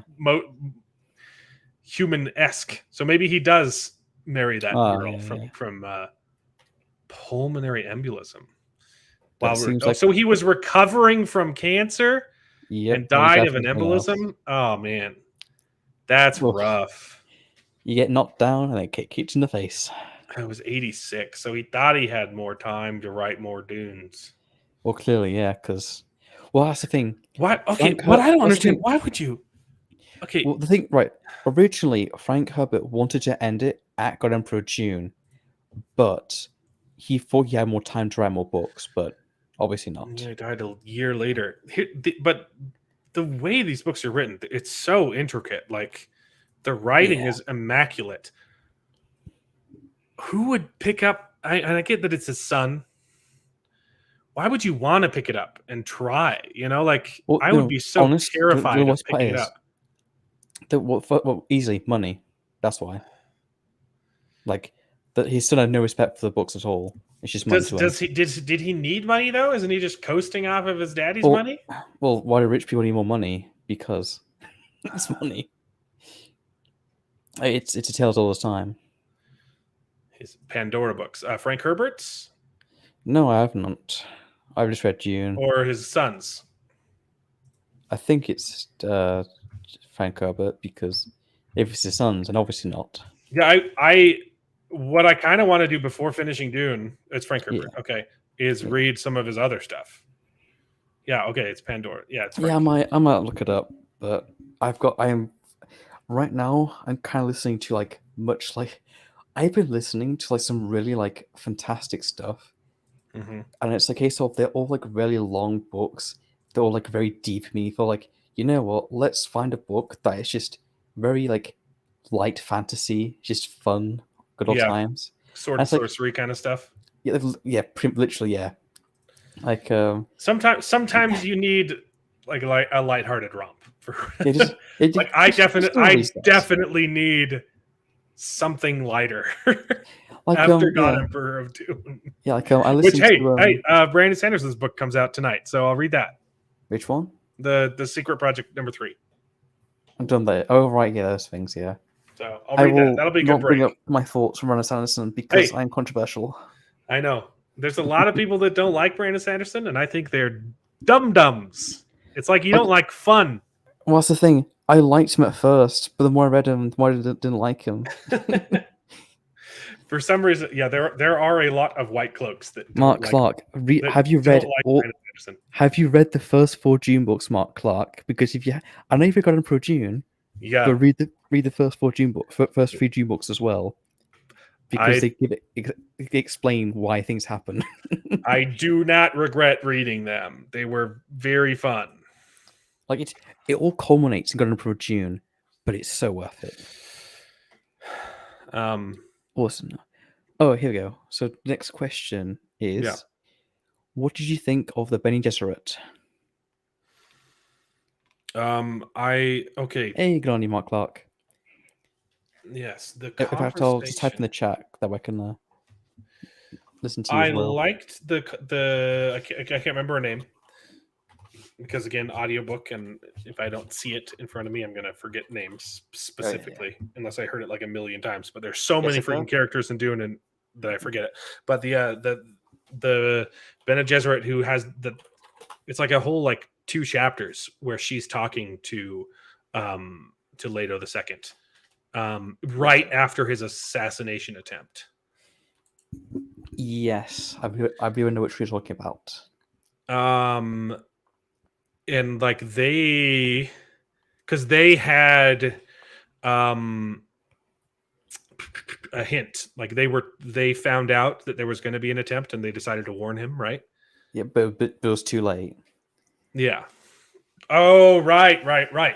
So it had already happened, and she shows up and says, "Hey, you're going to be assassinated. And they're like, oh, yeah, it already happened. I thought that conversation with her was fascinating, and how he tells her, like, you're going to die in your, like, ascension to Reverend Mother. Mhm. But yeah, the Wheel of Time is an Yeah, so obvious the whole it's recommendation. it's Frank Herbert was not a fan of eugenics, was he?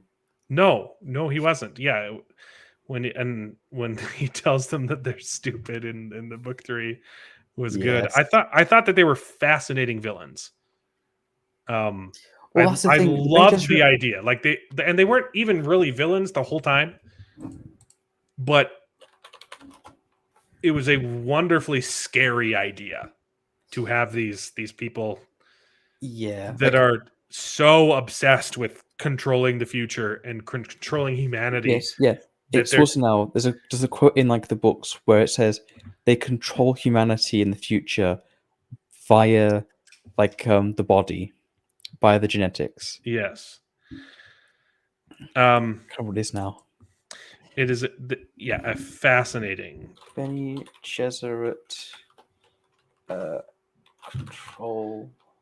Not body control. It's like Yeah, I liked that they were kind of like the ones in control at first, and then they screwed up with Paul Atreides, and then by the end of the books, they're kind of just a joke. I liked it. I liked their downfall. I liked their presence. I don't know if I have anything philosophical to say about them other than eugenics are bad, I guess. yeah, it's But like it's not just fascinating. that it's not just eugenics are bad. It's a case of you Hubris. can't like yeah, it's hubris. It's you believed that you could change and control the future whilst never changing yourself. Mhm. You if you stagnate, the whole point of Bene Gesserit is if you stagnate, you'll die.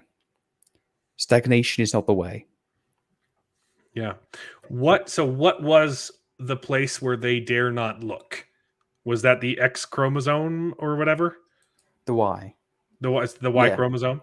yeah, They weren't, they were willing to learn from the past, right? Have their Reverend Mother memories, but they yes, weren't willing to um do the same for the future. Is that yeah. So yeah? well, Because because the that's what Bene Paul Gesserit, well, becomes.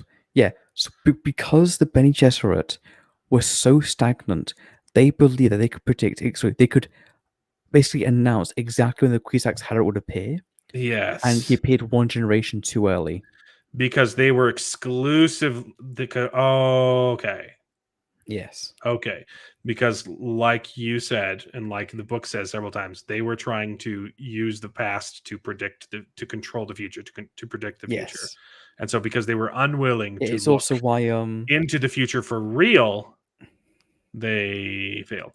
yeah, it's why the Bene Gesserits were also called the Reverend Mothers were also used as truthsayers because they could predict the future. They could see if what they say was true via like taking the Mhm. spice and being like, "You're lying."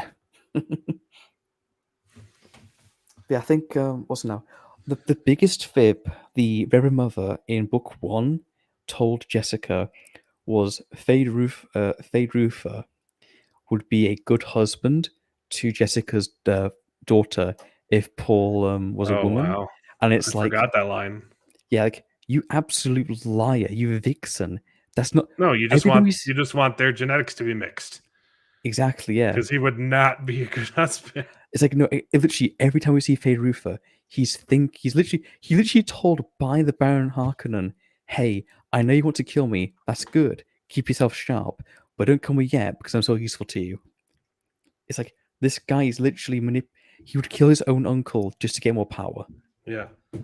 Oh, that conversation between him and his uncle is fascinating. Like, hey, look, hey, I know you want to kill me, but guess what? I can give you more power if you don't kill me. Want to do that? Yeah, Okay.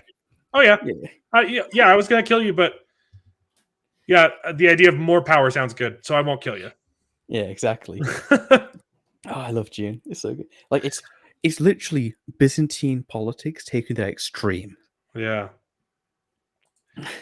Like the fact that an uncle and a nephew could do that, and it's just treated as like, yeah, yeah. Just brushed off. Yeah, I was gonna do it, but you talked me out of it, I guess. Oh, right. I guess, what do you think of the Benny Twi'leksu? Wait, Twi'lek, sorry. Menethlex, yeah, the cloner guys. Yeah, they Wait, are they the cloners, or that's the Ixians? I keep mixing up them and the Ixians Cloner- because they're similar. Benny Twi'leksu. I thought the Benethlex were the ones cloning They are. They were. I guess they're more technology based because they're creating. No, that's right. No, the Ixians. No. So the Bane Twi'leksu and the Bane Gesserit are like the same idea, just twisted. So Yeah. these guys are genetics as well. Yeah. So yeah, these guys are the goalers. Yeah. So the Twi'leksu are the creators of the creating goalers. goalers. Yeah, and the Ixians are the no spacers. Uh-huh. Yeah. So Ixians are the engineers. The Twi'leksu are the genetic engineers. Got it. Yes. Yes, these guys are the But goaler guys. it's confusing because the Ixians were the ones who created Queenori. So it's a little bit out of line for them, but they did. Yeah. Well, no, I think it was a joint operation between the Twi'leksu and the Ixians because Maybe. they had to do it in a no space. They had to do it in a no box. Yeah, literally, yes. Also, like, I love this line of like, hey, just because I can't see something doesn't mean I don't know it exists. It's literally yeah, the line where he says, but you're not able to see in the room.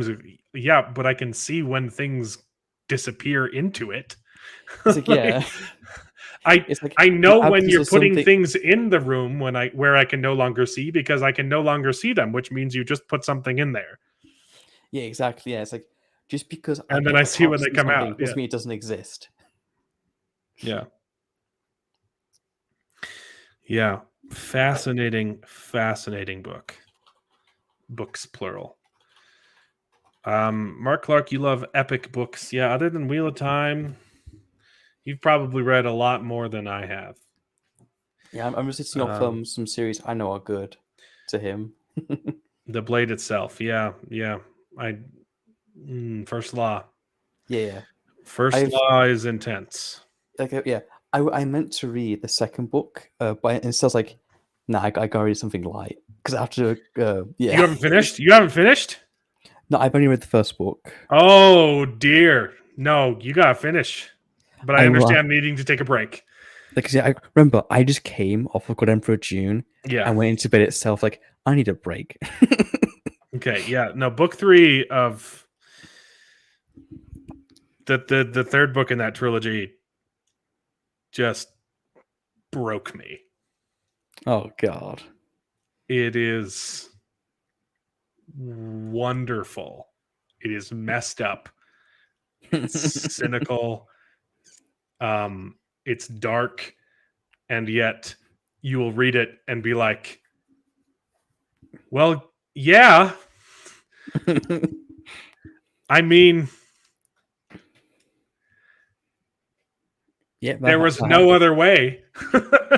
Yeah, like it's a grimdark fantasy, isn't it? As well. Yeah. So, No. I always find it funny that grimdark is more humorous than fantasy because it has to balance itself out with Otherwise, you'll just die. Yeah. No, yeah, the ending of that series, it messed me up, and I couldn't stop thinking about it. And then I immediately told my friends to read it so that I could have someone to talk to for therapy. It's very good. We'll do another stream when you finish reading that one for sure. All right. Yeah. So the Twi'leksu, the Gola guys, the Benethlex, yeah. The Gola guys. God damn it. It was hinted at that they were starting to develop AI. Not them. That's the Ixians. No. No, remember. You're right. No, you're right. You're right. Yes, Ixians are the spaceship guys. Okay. You're Benethlex, yeah. No, I liked that by the end of the fourth book, like all of the other factions had just been reduced to like crumbs, and then the like okay, we'll do whatever you say, right? So they're just Yeah. there, just creating Duncans after Duncan after Duncan. Well, you have to And remember as well, they're creating Duncans. Like, they have no idea, like, why they're creating Duncans. They're just doing it because, like, the Grand Emperor just wants Duncans. And it's like, oh, it must be, like, for his favor or something. And so they just keep making them. uh-huh. There was a point where he told them to stop, and they kept doing it anyway. Yeah. That was a line where they made him. I assume what happened was they thought that they were being smart, sending him Duncans, and Well, they he told them were? to stop. They wouldn't do it, and then he turned it into his plan. Yeah. So, from what I can tell, his original plan was to have only the descendant of Ganima be the one to kill him, but he changed it to also include Duncan as well. Yeah, yeah. Like, it's so strange to be that Duncan, in a way, outlives Letter the Second Mm-hmm. because he keeps living into like the fifth book, I believe. Oh no, I look the last little blurb at the end of the book. It talks about the 7 daughters of Siona and the 2,000 descendants of Duncan It's so good. of the Duncan, I believe it says. Of the Duncan. Which means he probably slept with all of the fish speakers. Probably, yeah. Like, we'll get to the fish speak a bit later because bit spicy. Yeah, yeah. The Ixians. The Ixians are not super like in play in this book, other than just creating Siona and conspiring to assassinate him. Yeah, that's. I mean, that sounds like also, that. They also create the no spaces, which is When I said that, it sounds literally crazy. a part- When they're like, "Oh, it's just a faction that tried to assassinate the God Emperor," like that sounds like a big portion of the book, but it's not. It's like a chapter. The Ixians Yes. are not in the book. It's God Emperor Dune, man. It's just Leto reminiscing the entire time. Like goodness now. The Ixians are literally one of the major parts of his plan, just for the fact that they're required to meet the no spaces and the no ships. Yeah. Sorry. What do you mean by the no spacers? Like the No spaces are the spaces in reality. yes. Oh. Yeah. Sorry. I remember now. Sorry, Yeah, they can't be seen by the prescience. Yeah, right. which include the nose people as well. Yeah, like Huinori, who cannot be seen by Leto, which surprises him, and he likes surprises. Oh, fascinating. Yeah, because Siona is like the first no person, isn't she? Right. And she spawns the whole no people. It's good. It's great. Next is the Spacing Guild. Yeah, they weren't mentioned a whole lot in this last book. Because they were dissolved. Yeah. Sorry, they weren't dissolved, but like because Leather Second had Because such he a banned monopoly. travel. Yeah. Or no, he didn't ban traveling. He had the spice. Like he had the spice, all of it. Yeah. So everybody else had such little spice that the Spacing Guild was still around, but they couldn't be the same as they were. Which is why the Spacing Guild isn't mentioned, but I believe in the next books it's basically said the Spacing Guilds would team up with the Ixians to make computers. Because otherwise so they could keep going. Yeah. Yeah. Which is what he's trying to force them into doing. Mm-hmm. Because everyone can get access to a computer, but not everyone can get access to spice. Exactly. Yeah. So cool. So, it's never really explained like why the Butlerian Jihad happened. Okay, again, I'll get to this later. We've got to put up to it. Okay. Next is the Fremen. The Fremen are clearly, I mean, we already talked about it last time. It's clearly, a criticism of a certain similar religious group.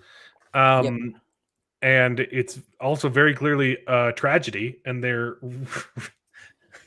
they're also everyone in the last book is reduced to nothing. Yes. But they are it's probably the worst case. They're reduced to museum people.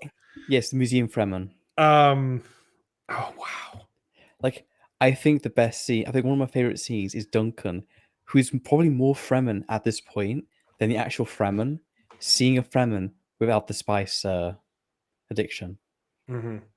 A Or Fremen, without a Chris knife, and he talks about it, and he's like, yeah, oh no, we have some Chris knives that they're locked up in the museum. yep, And so they're all brittle because it's a line where if the Chris knives aren't used, they will become brittle and shatter. yep, because they have to be lubricated with blood because Yep. it is a tooth of a sandworm, and if it's not lubricated frequently, it can't be. I mean, it falls apart, and so they've just got these just remnants of Chris knives that have never been used to draw blood.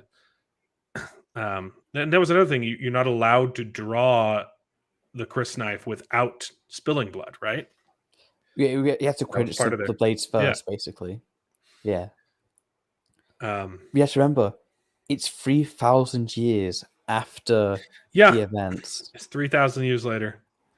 Also, remember, in the first book or second book, what's like the main Fremen guys basically his complaints is you're going to destroy the Fremen culture. Yeah, and he does. I think Letter II lies to the Fremen as well, saying, Still "I there. will keep your culture around, but I will technically keep it around, but Well, that's the also thing. screw your culture." well, you have to remember at the very end of the book, the Sandtrout go out into the desert. They float back into the desert, so they will absorb all the moisture, which is why in the next book, Dune goes back to being a Dune, Yeah, and the Fremen come back because, yeah, in a weird way, he technically did allow the Fremen to come back and thrive again.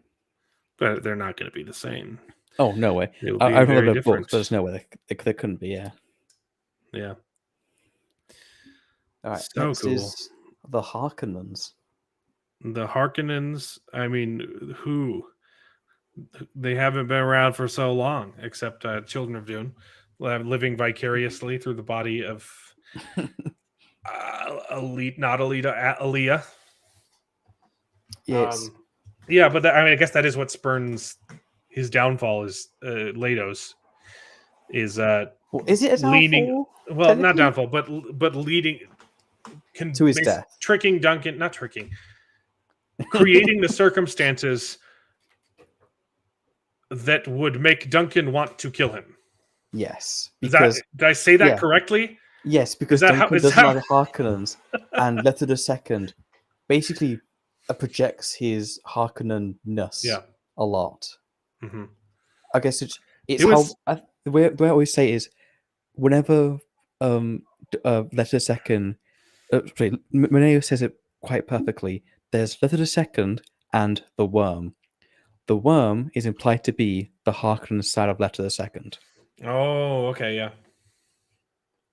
I didn't catch that, but that would be yeah. Yeah. Yeah, it's like that makes sense. Yeah, it's like the Harkonnens play a massive role, but they're just not around. Yeah. And speaking of not around, to go all the way back to the original Corino Padishah Emperor. Oh yes, he was a thing. Yeah, like it's really weird. Like the Emperor of Humanity is just a thing by the fourth book. Well, I was expecting that to come into play, but it never did in Dune Messiah. It's just a throwaway line. Hey, my daddy's got some ships. Okay, tell him to don't use those ships, and then it never comes up again. Yeah, it's it's a kind of a Napoleon situation where he's Mhm. just been put on an island and just left to rot. But yeah, He's they showed him in the new trailer, right? It I was don't remember. yes, Christopher Walken. Wait, Christopher, that sounds familiar. Christopher. Christopher Walken. Christopher. Do tell me. Shaddam the Fourth. Yeah. I Oh, thought that that guy. I know him. I thought that was a very interesting casting, and I don't hate it. Oh, if my window is too loud, I'll close it. Oh, it's good. Okay. He seems familiar. I just don't remember who he is. Yeah, it's Christopher Walken. He's in everything. I don't know. That's why I know the name because Pulp he's in everything. Fiction, Wait, who do you play in Pulp Fiction? The Watch, the guy who walked around with the watch up his butt. Oh yeah. Bloody hell, he's aged. Yeah, He's he been in looks everything. totally different. Blast from the Yeah. past, man. Oh, that's an interesting choice because I didn't know he was in the movie until I saw the trailer, and I was like, "That is odd," but I liked it. It worked. it's Pulp Fiction. Oh yeah, that guy I remember. Yeah. Okay. Right. What's next? What did you think about the depiction of prescience and the drugs?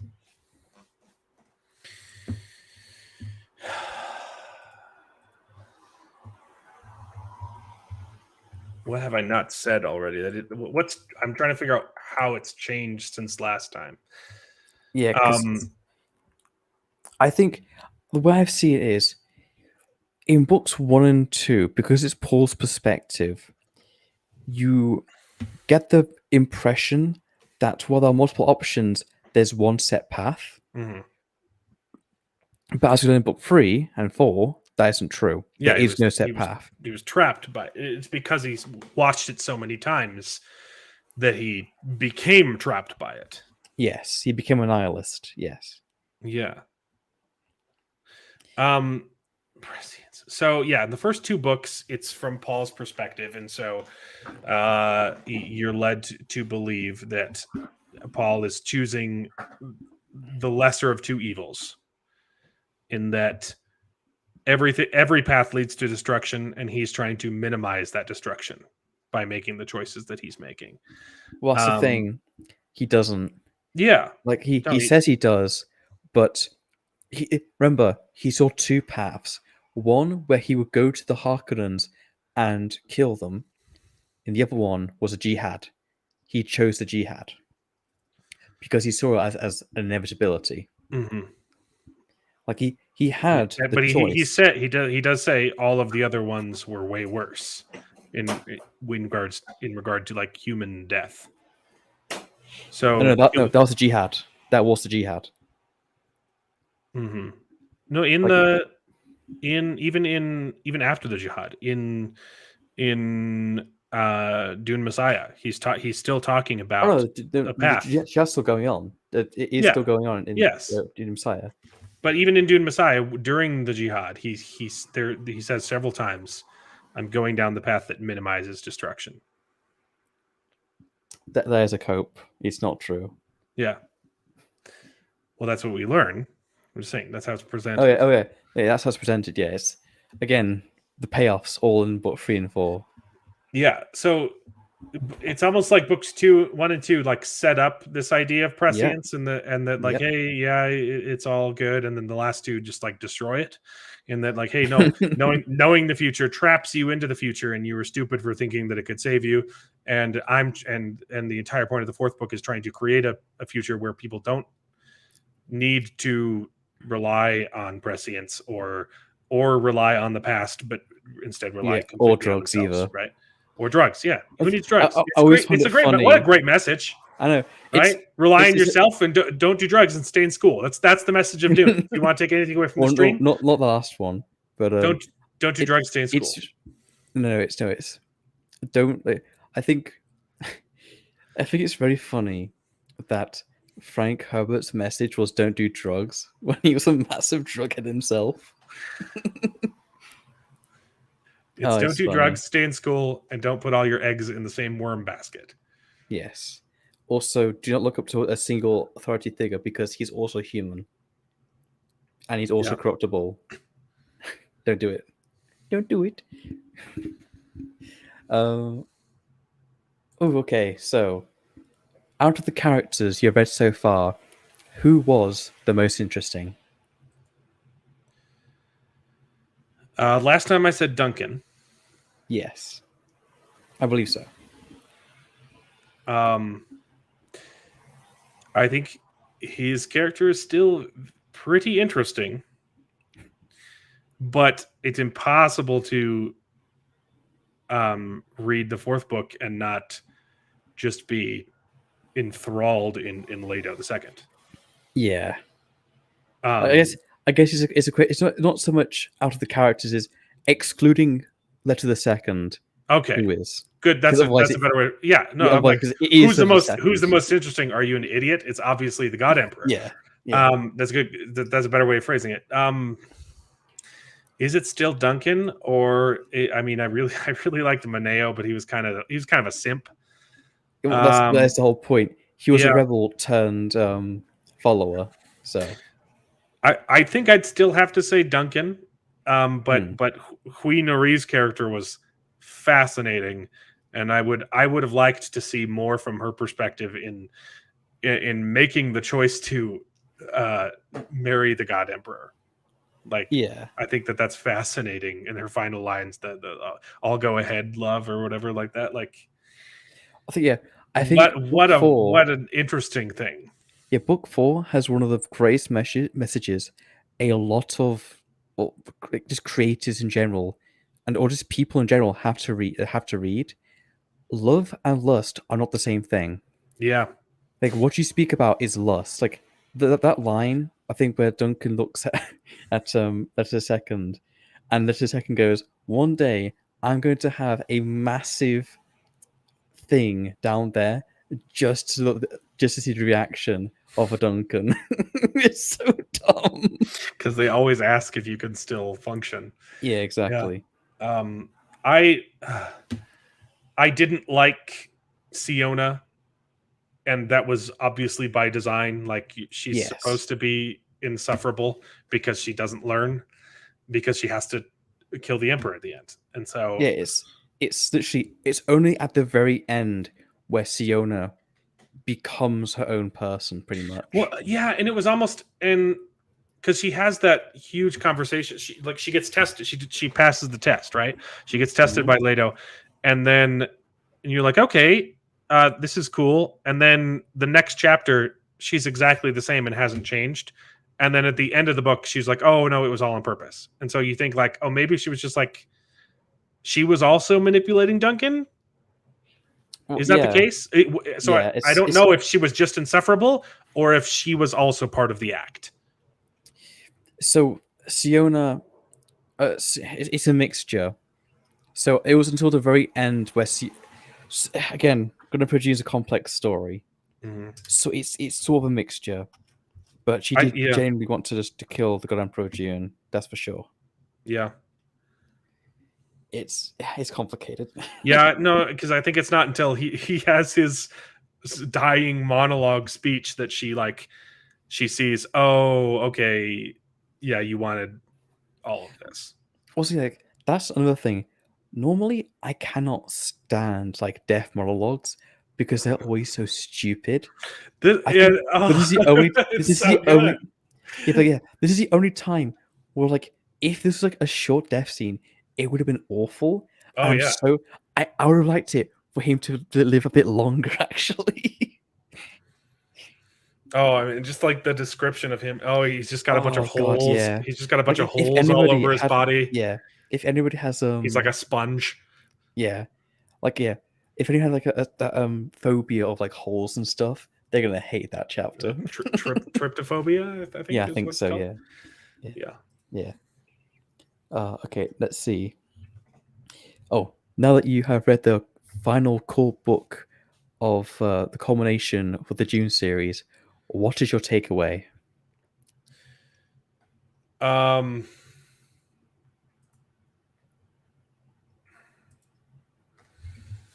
other than what I've already said, like don't do drugs and Yeah. stay in school, my takeaway from the whole series is not so much in like the message of the books, but Hmm. in the realization that like you can write anything you freaking want. Yes. um, It's and like, it can still be good. yeah, I think Good Emperor June is a perfect example of there are no bad ideas, only bad executions. Yes, Like, because it's a very bad idea. oh yeah, conceptually, a giant worm man in a room for like Yeah, hours, and that's the book pretty yeah. much. But I can think of a lot of other examples of great concepts, but horribly executed, where Exactly. if Yeah. Frank Herbert wrote it instead, it would have been good. Yes. So yeah, it's not so much it's not the size that counts, it's how you use it. I think that's the takeaway. Exactly. I think That's that's the takeaway. takeaway. Yes. And the straight we're done. We're done. Yeah. Uh. What did you think about the philosophies? I think we went over that, didn't we? Yeah, The philosophies. I'm sure there's still a whole bunch that just went over my head, and I'll need to watch a bunch of YouTube videos explaining the ending and the philosophy. Oh yeah, I got a YouTube channel who's quite good for that actually. Yeah. I'll share Yeah, a bit later. throw it in the chat. Throw it in the chat. Yeah. I feel like yeah, I've just skimmed the surface. But it was a wonderful ride, and it does make you think about stuff. Yeah, it's linked to a video by a guy called Quinn's Ideas, and it's literally the biggest mysteries in the Dune saga. And it'll basically go over like just general concepts that were like not answered by Frank Herbert himself. Quinn's Ideas on YouTube. Yeah. Okay. Let's see here. What else was there? Oh yeah. Now do you see what I don't like the new adaptations? Because how the hell will you ever do Good Emperor Dune in the style the new movies are coming out? I don't think they're planning on it, which is why it's fine. like the only books that style can work for is the first two, maybe three if you stretch it. Yeah, you could get it to work for 3. I don't know. I kind of want to see him try though. But I kind of want to see it. It would be like an hour long. It'll be very short because nothing would be there. I think you could. Again, the only way they can do it is if it's a historical reenactment, documentary style. It has to be told from the perspective of like in-universe actors acting it out. I think you could do it. I think you could. It would be a bunch of flashbacks, right? So it would be flashing forward and back and forward. So you'd have people slowly uncovering stuff in the future, and so you'd be getting glimpses of the future and the past. Yeah, because the book is told literally. If you wanted to make it into a movie, it would be very, very different. I think you could create an interesting story and get some of the same ideas across in that kind of format. Yeah. Of people uncovering his files from the future. But again, that would just be historical reenactment. Because you'd be seeing. Yeah. Exactly, yeah. That's how you do it. That's the answer. Yeah. It'd be presented very differently from the from the book. But I want to see it. I want to see it. Yeah, me too. I want to see a worm boy. I want to see a worm boy. I really hope they get it right because so many artists don't get it right. Like even like, although this is my profile picture here is my favorite interpretation, it isn't actually accurate to how he looks. Like he's literally just a pair of arms, a head, and some legs. Mm-hmm. that are barely legs. Yeah, I don't think they're planning on making the 4 books either way. I think Denis Villeneuve has said he will only wants to do the first 2 books, Okay, which all right. would be a good place to start. Which is it's kind of funny that he You're- wants the first 2 books, the setup. Yeah, books. you'll take the wrong. Obviously, you're going to take home the wrong message. But if you stopped reading the first 2 books, if I stopped reading, I would disagree with you on everything and be like, "What are you talking about? Paul's the good guy. Shut up." The book said he was the good guy, and he was just doing it all. He was doing it for himself. What I mean, he was bias? doing it for Paul his kids. specific bias? What are you He was talking trying to about? protect his kids. Okay. When in reality, he just didn't want to become the worm. Yeah. He want to save humanity and suffer like Letter the Second did. He does kind of turn around, though. He dies for his kid in the 3rd book. So Yeah, kind of. So, what are some personal theories you what's the personal theories you have about what might occur in the future? So basically, like, what do you think would happen in the future? Having not read books 5, 6, or okay, so the cycle's going 7? to start anew, right? And it's going to turn into Dune again. So it's going to be a war between the people that use spice and the people that use computers, and it's going to turn. So they're going to fight for dominion over the galaxy. But the golden path is the friends that you make along the way. I have no idea where it's going to go. Yeah, I get or that. where he would have gone. Yeah, no, I imagine something like that. And if you want to take hints, the chapter house is a reference to the Bene Gesserit, because that's what their home base was called, their chapter house. Yeah. And so 2 books from now, it's going to be. I mean, it would be boring if they were just trying the same thing again, trying to create a new Kwisatz Haderach. Kwisatz Haderach. Yeah, I've not read them, so I can't say for sure because I've not read them. But I do have one theory myself, at least, or a couple actually.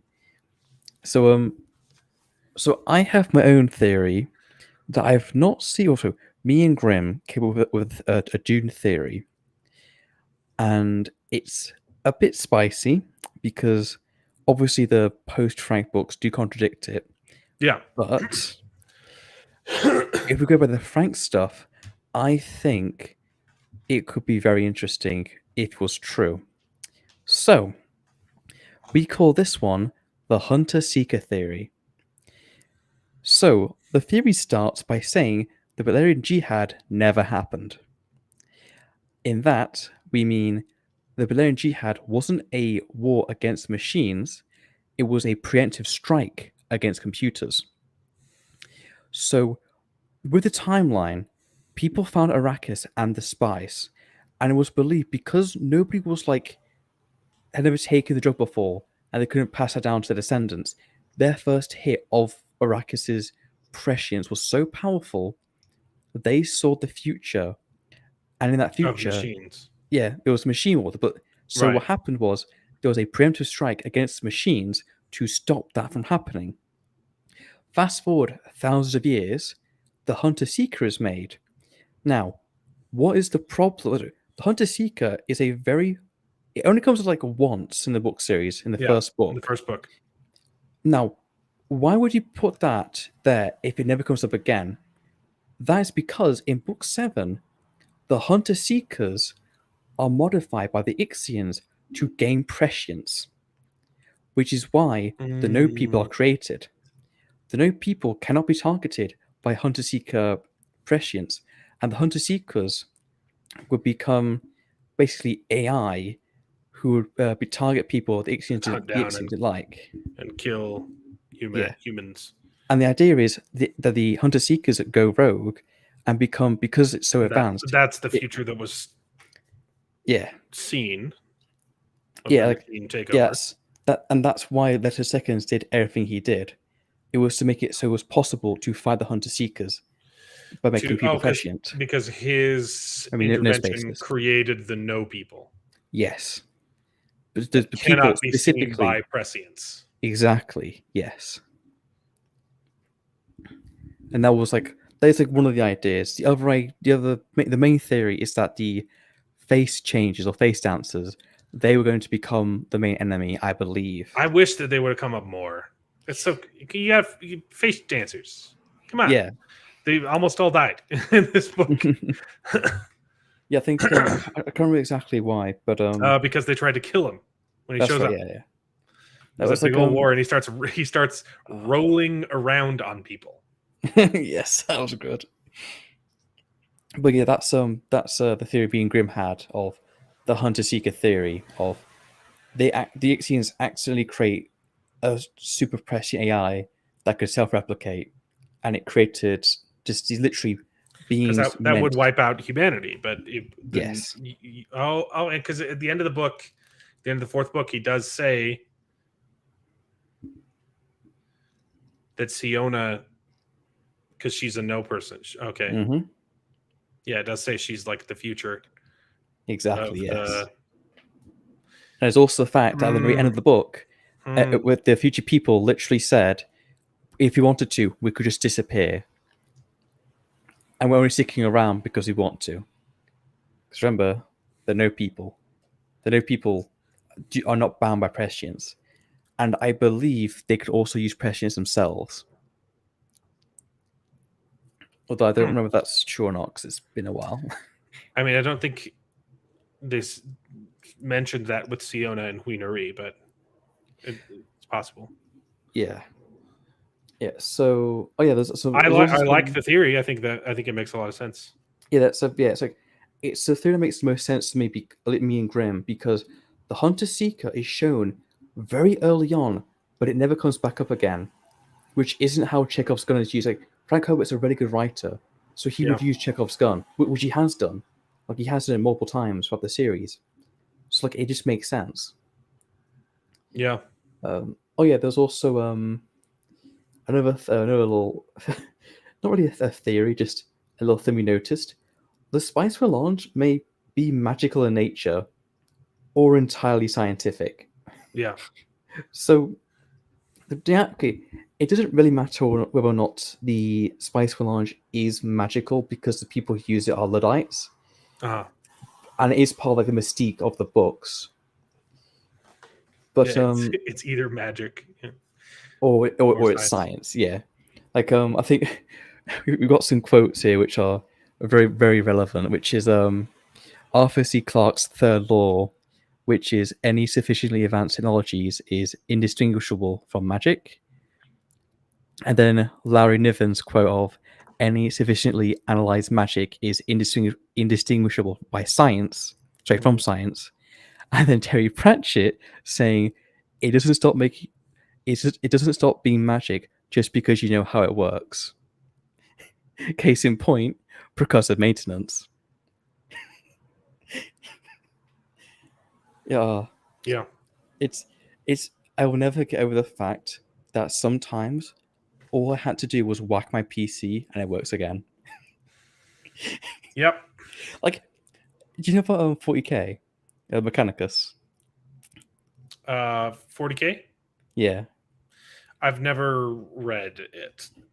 It's one of those things where like there's so much lore, I feel like I would drown if I started getting into 40K. Yeah, I don't blame you because a lot of it's bad, really bad. It looks fun, and I think I would fun. get too obsessed, and I don't trust myself. Yeah, I was obsessed for like a year, but then like the new stuff is so bad, it just like there's no point.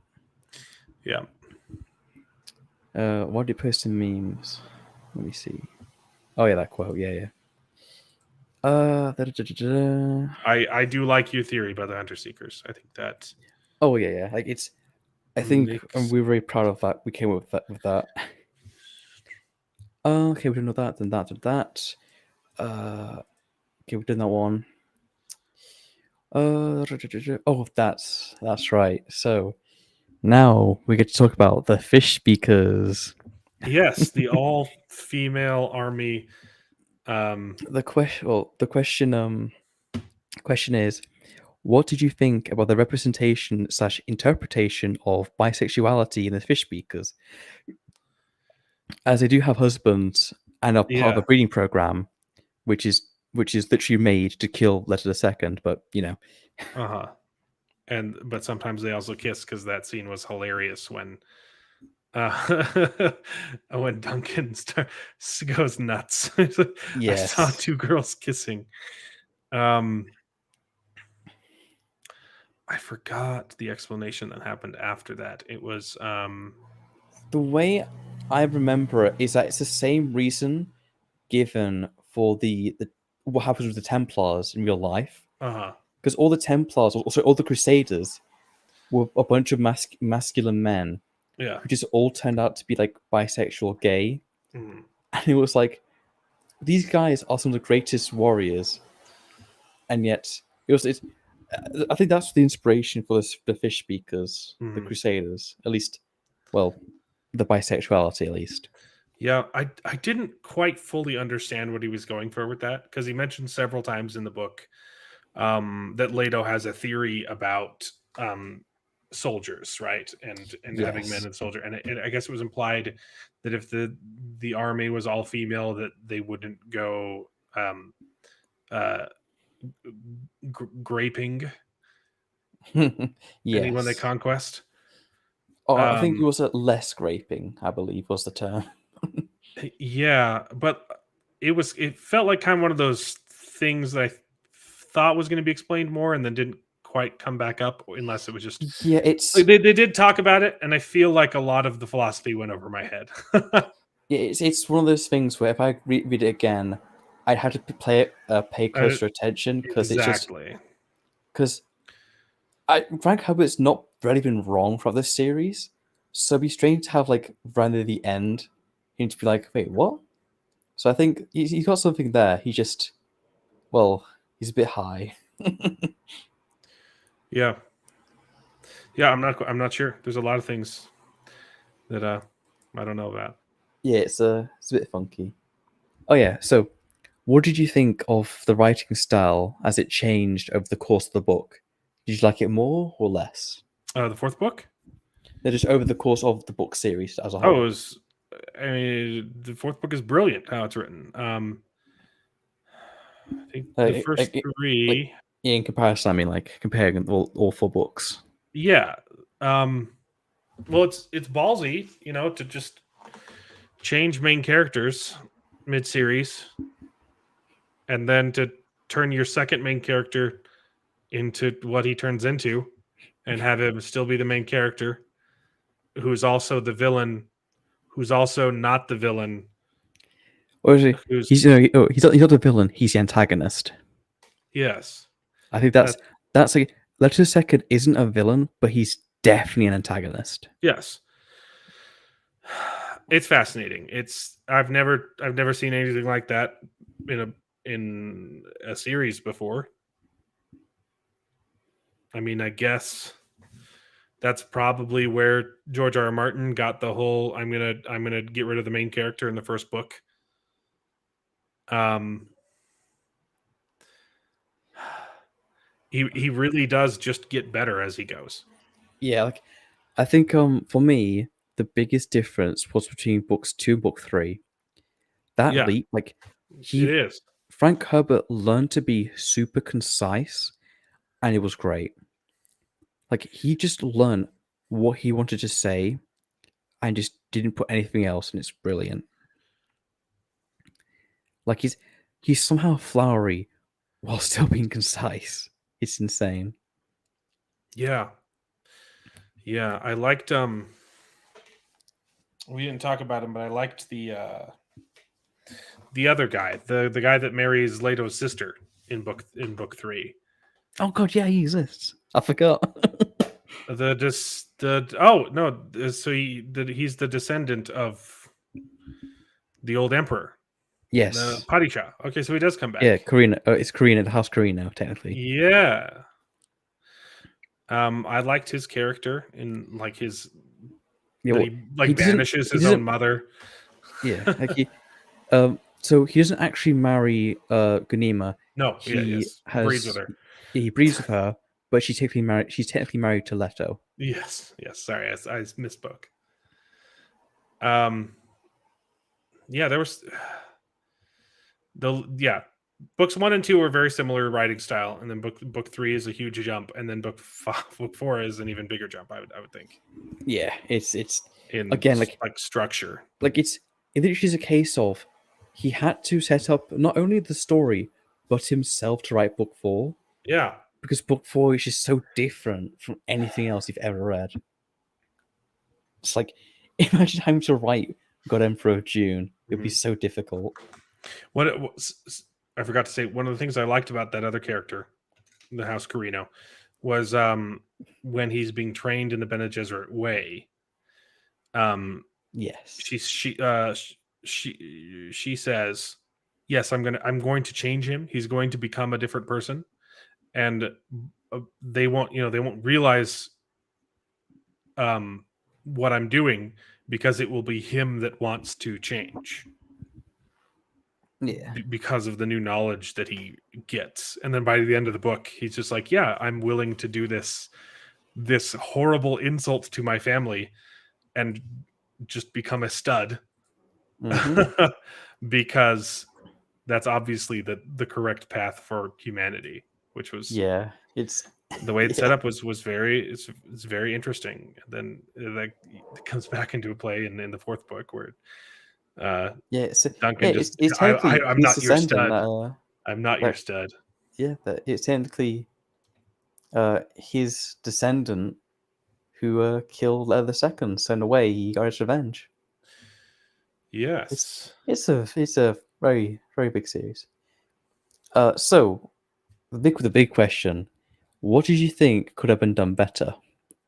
For an example, Grimm believes that there were whole parts of book 4, especially the inner monologues, that he didn't think they were bad or should be removed, but he wished they were briefer. What about you? I liked the monologues. I think he likes them as well.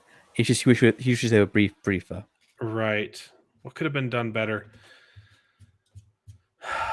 I guess there were some plot points that I thought would be more relevant, like I've already mentioned, and I kind of wish they came back into play. Or he's almost, too clever, like to a fault. And that, like, I appreciated him treating the reader as intelligent and not explaining everything. But also, there were definitely some things I wish you just wish you just explained. Just explain it. That's what about Frank Herbert. He'll explain things to you, like you said. This is the motivations of all these people. But then, other times, he'll be like, "Yeah, just I'll explain it later." Yeah. I actually remember this is the guy who told you in chapter 2 or something of the first book, "Hey, Leto is gonna die, but you're still gonna like him, and you're still gonna want him to die anyway, but he's gonna die." Yeah, Leto the First is great. It was written so well. Yeah, like he's again. It's why I can't stand the movie. Leto the First in the books, the way he's written is he's an encapsulation of everything great and terrible about leaders and why you should never put your faith in them. But in the movie, they don't portray that, which is the whole point, is that he's not meant to be the perfect leader. It's like a visage. Him and the Harkonnens literally become one bloodline. They become the same thing. Yeah. It's deep. Okay, let's see. What were your thoughts about Children of Dune? Well, I already asked what we thought about Children of Dune, but loved it. Yeah, I guess it's a more question of, yeah, but did you see why a lot of people see it as a make or break book? Oh yeah, it's weird as heck. Yeah, it's weird. It's very much like The Filter, isn't it? If you can't get through this book, you can't get. It's kind of funny actually, because I know a person who read through book 3, but for some reason book 4 was too much for them, and they said, "Oh, it's because Letter Second is a worm." It's like, yes, it's Yeah. like that's the point. He's not human anymore. He's Yeah. barely human. Yeah, I think book 3 is more jarring, and Hmm. the difference between 3 and 4 is more just in the structure than it, like, it's the same weird. I don't think being the worm guy is any weirder than the weird stuff in book 3.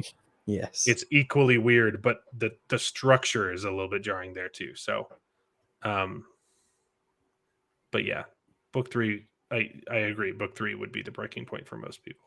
Yeah. So, has this series inspired you on any of your creative endeavors, as it has done so many others? It absolutely, definitely will in the future. I plan on writing a book, and I'm rethinking everything.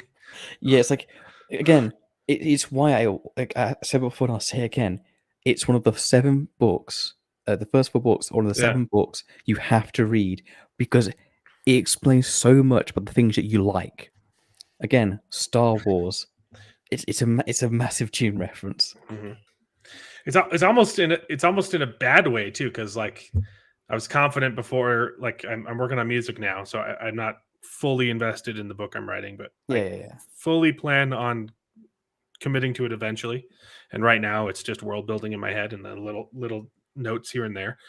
But I after reading this, I know it will inspire me, but it's also like making me think more like, maybe I'm a complete idiot. And if, like, in that this was executed so well, maybe I shouldn't even try. Oh no, that's like, we have to remember. I think it's like every writer or every creative. Yeah. They start off bad Yeah, and they get better and better and better. We saw that absolutely. over the course of the 4 Dune books. The first 2 are right. The third book's amazing. The fourth book's a masterpiece. Yeah. Yeah, yeah, it's great. So, let's see. After reading Dune, what are your thoughts on Frank Herbert's belief in human society and politics? Do you agree or disagree with him? Um, I think he dislikes politicians, and I dislike most of them as well. Um, it's kind of like the whole like putting your eggs in one basket thing, right? Yes. There is no one size fits all. There's no one solution that will fix everything, and Like, yeah, like and if we put all of our hopes, into that, like, you have to remember, God Emperor of Dune is literally the best case scenario. What happens? A man demonizes himself for yeah, generations, literally thousands and thousands of yeah, years, and that's the best outcome. yeah, and that is like the dilemma. Like the best form of government, like if you think about it, the way to get the most good stuff done is to have a king who's perfect in every way, right? Yes. If you had the perfect being, if you had God as your king, everything would be perfect. Mm-hmm. That's obviously an unrealistic standard, right? And Exactly. so Yeah. even with him in that place, uh um he's trying to get people to rely on themselves. It's almost, I wouldn't say it's anarchistic. No, Um it's not that. I no. think the best way to put it is, don't put your faith in false prophets. Yes. That That's it's what I'm not getting don't to. Yeah, so it's not don't believe. It's not do not believe in your superiors. It's It's be the don't believe. change. You need to be the change you want to see, and Yeah, don't exactly. Yeah, don't rely on someone else to do it for you. it's not just that. It's also the fact that if someone says they have all the answers, they're lying. Yeah, I Like, I definitely agree on those things. yeah, I don't know if I agree on everything. I don't like those weird future uh incursions. but but yeah, no, definitely on that ground, like um let's see. you can, yeah. There's technically, some Grimm basically explained how he felt about the books 5 and 6, Yeah. which is they don't feel as great as the first four. It's like a roller coaster picking up speed on an incline, and God Emperor was the fall. But after the incline fall of God Emperor, the story slows right back down. Instead of continuing the momentum of the last book, Heretics of Dune drags its feet. So it must be like much slower, I guess. Yeah. He's right artsy ones, isn't he? I'm curious. I think I definitely will read them eventually. Yeah. But They're not. Yeah. So, yeah. It just seems to be like, again, Yeah. they're both set up for a book they never released. So, yeah. But I think I'm more curious in like reading a different Frank Herbert series than Yeah, makes the sense. last two books that don't ever get finished. Yeah. Last one is, last question now. Do you have any questions you'd like to ask me? What's the golden path? What is it?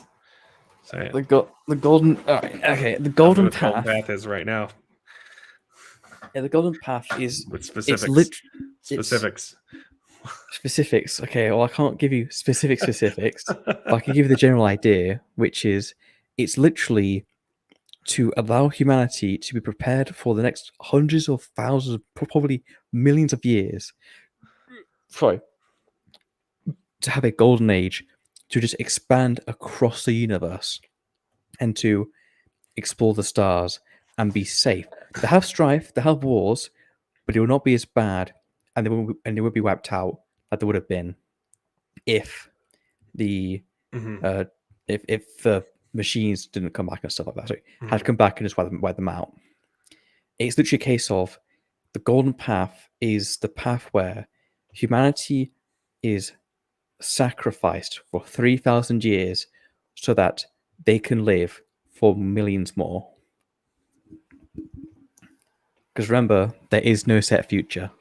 There's no future. Nobody knows.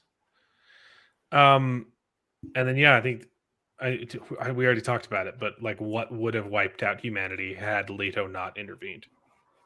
Yeah, so the idea was either the machines or the face dancers coming back. Those were the two like main theories, I believe. Like I can't remember what his son did, but I believe it was the face dance. Actually, was it the son who did the face dancers? I don't remember. It's been a while since I looked at the theories. The only theory I know for certain is the Hunter Seeker one, because me and my friend made that one up. I think your theory does kind of explain that too, because if Leto's not there to intervene, machines get introduced without the progression of the no people being created, and so everyone just dies. Yeah. Also, hello, Toon Fanagram. Hello, welcome to the stream. We're pretty much done, so you might need to go back and watch from the start. Yeah, which is kind of funny. You literally picked the wrong time to join, but yeah, with we were supposed to be starting right now, and yes, but I live in the UK, so it's 1 a.m. for me. I forgot. Yeah, like also it makes more sense now with the Hunter Seeker one why he wants him to spread out. Yeah, because if humanity spread out, the Hunter Seekers will kill off the people who aren't no people, but they can't find the people who are no people. yes. So it kind of sorts itself out. What a fascinating series. Yeah, it's you can see why everybody just was inspired by it. Like again, every sci-fi post Dune was inspired by Dune. Yeah.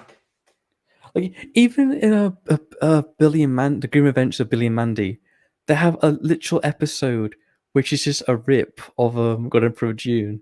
Oh, I'll have to watch that. Yeah, it's like the first episode of season 2, is it? I don't remember. I'll look that up. Yeah, but it's great because like it's really funny.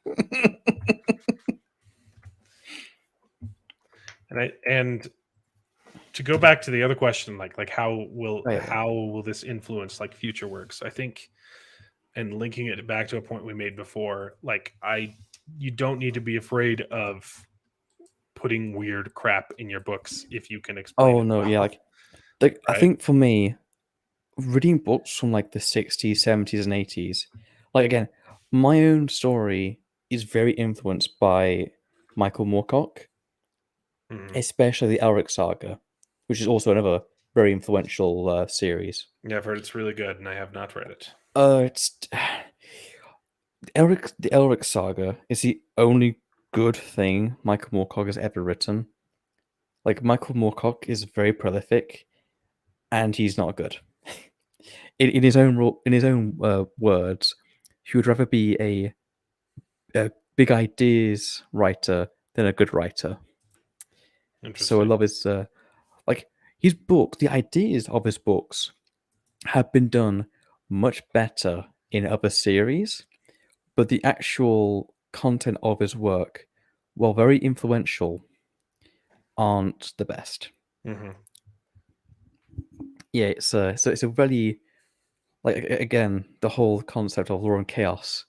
He was the one who made it very popular. Like the Wheel of Time, literally the Lord of Chaos is a Hmm. direct reference to Michael Michael Moorcock. Moorcock's. Yeah, like Star Wars, the Cosmic Balance, that wouldn't exist if not for Michael Moorcock. Like there's How, just yeah, how many books are in the Elric saga? a lot. Well, A lot of mostly them. short stories because they're Oh, magazine okay. stories. Right. Got it. There's Okay. also there is an audiobook which has a couple of them, but not a complete series. Got it. Yeah. So really old stuff. Yeah. Like honestly, if you hadn't read Dune first, I would say this is I think Dune does top the how like drug fueled the writing is. Hmm. But there are moments in the Eric saga which are quite high as a kite. Like oh, you know the whole like polymorphers and like changeling people, right? Yeah. Like I think the Elric saga is the only time I've ever seen them transform into buildings. Like they're changelings, aren't they? Like Yeah. You could be able. You'd be able to do that, right? also like with because of how much stuff he's written, don't be afraid to look up on the wiki if Yeah. Like like which you ones are want good? like because there's like the I think it's called the Seas of Fate. There's a bunch of characters you'll meet who just won't be explained because they have other books and like time isn't linear in Uh huh. Michael Moorcock universe stuff. So Got as you'll see characters from the future come to the past to help out with it. Interesting. stuff in the future. It's yeah, it's very weird. It's a very weird series.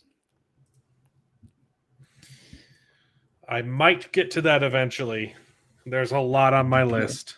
Like it's a case of like when you read or listen to I guess the Eric Saga, it'll be like, oh yeah, that thing's inspired by this thing because this inspired that. Like, there's a lot of things.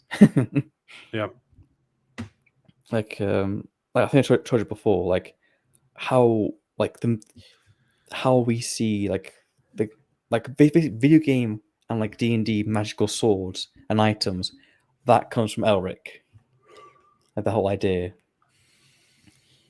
Oh, like there's just so many things. It's just stupid.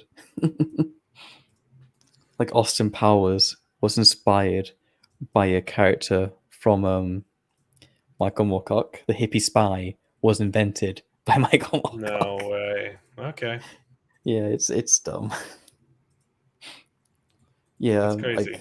like his name's like Cornelius something, and he's a hippie spy who's in love with his sister, and so it's not. I don't. I've not read the books myself, but like they're based like an anthology series of the same character with like different stories, and there's a one that's possibly racist. Like it's written by Michael Moorcock, so I have no idea if it was meant to be racist or not. But the main character, like the Cornelius, he wants to become like beautiful because he's like an artisan or something, and he changes his skin to be pure black. It's weird. It's really weird. Yeah, that's one of those things. I don't know if this is, but maybe. Yeah, it's actually let's look it up. Michael Moorcock Cornelius. Michael Moorcock Cornelius. Oh, yeah, it's just called Cornelius. Yeah, that's his name. Jerry Cornelius. That's his name. Well, I think what I'll do is I'll look up one of the short stories because I definitely want to read some of that. Because I've heard of Elric Saga a lot, and Yeah. I just know there's a lot of reading that I need to get done because I did so look little. behind you. I did so little reading when I should have been reading because school broke me. What's up, Elliot? I think Mom We gotta says go? You're not answering her messages. Yeah. Okay. All right. My wife is calling, which means we got to end the stream. not a problem. It's very late for me anyway. But what? Never mind. Okay, hold on. We're gonna end this. Hello? Get out. Answering a phone. Okay. Well, this has been fascinating. Dune is great. Don't do drugs. Stay in school, and don't put all your eggs in the same worm basket. Yes. And I definitely want to talk to you when you finish reading the first Law series. Yeah, well, also like I will get a video out soon. I've just been busy looking for a job, so I that's been fun. watched your complaints about Complaints, yes. the D&D show. Yes, The Legend of Vox Machina. The Legend of Vox Machina. I don't think I disagree with any of the points you made. Yeah, there's lots of plot holes. I still had fun. But yeah, that's the thing. Right. You are right. Yeah, that's the thing. I don't mind if you had fun. Yeah, it's just I think this series is severely overrated, and that's my goal. Just I want to say, you can like what you like, but there's a difference between saying I like something and this is good. There is a difference. There's also a difference between saying I don't like something and this is bad. Well, I know, which is why I'm making this series to go over. Right back at you, baby. I know, but this is why I'm making a series that's all about this is objectively bad. Yeah. Like there are some stuff that I do point out as, hey, this is my personal taste, but I typically try and remove that if I can. Yeah, I definitely grant that I think the show's biggest weakness is the plot. But boy, the are you in it charming. for a surprise? Like I thought it was fun to watch. I liked the characters, but like I think that's the thing. I could argue for both the characters and the world building being the worst thing in the show. Because I guess like the characters are like actively bad. The world building, there's no world building. It's just broken. We're gonna get that video. It's just gonna be something else. It's better than Rings of Power. I don't know. Come on. Okay. If I wasn't a massive Tolkien fan, I might be hard pressed to argue that, because at least at least Legend of Vox Machina is pretty to look at. It's got some very nice backgrounds, like wallpaper stuff. You're talking about Rings of Power, but you said Legend of Vox Machina. No. Like genuinely, Rings of Power looks awful to look at. There's nothing pretty about it. Okay. At least Legend of Vox Machina is like pretty to look at. The backgrounds are nice. Okay. Well, I gotta go. This has been fun. We'll stream again sometime, and I won't mix up the time, so people will actually be able to watch the stream, because that's my bad. But I wanted to talk to you so badly. So, we'll see you later. Thanks for joining us, and read the Dune books. Yeah, the first four. The first four. Also, check out his YouTube channel if you like.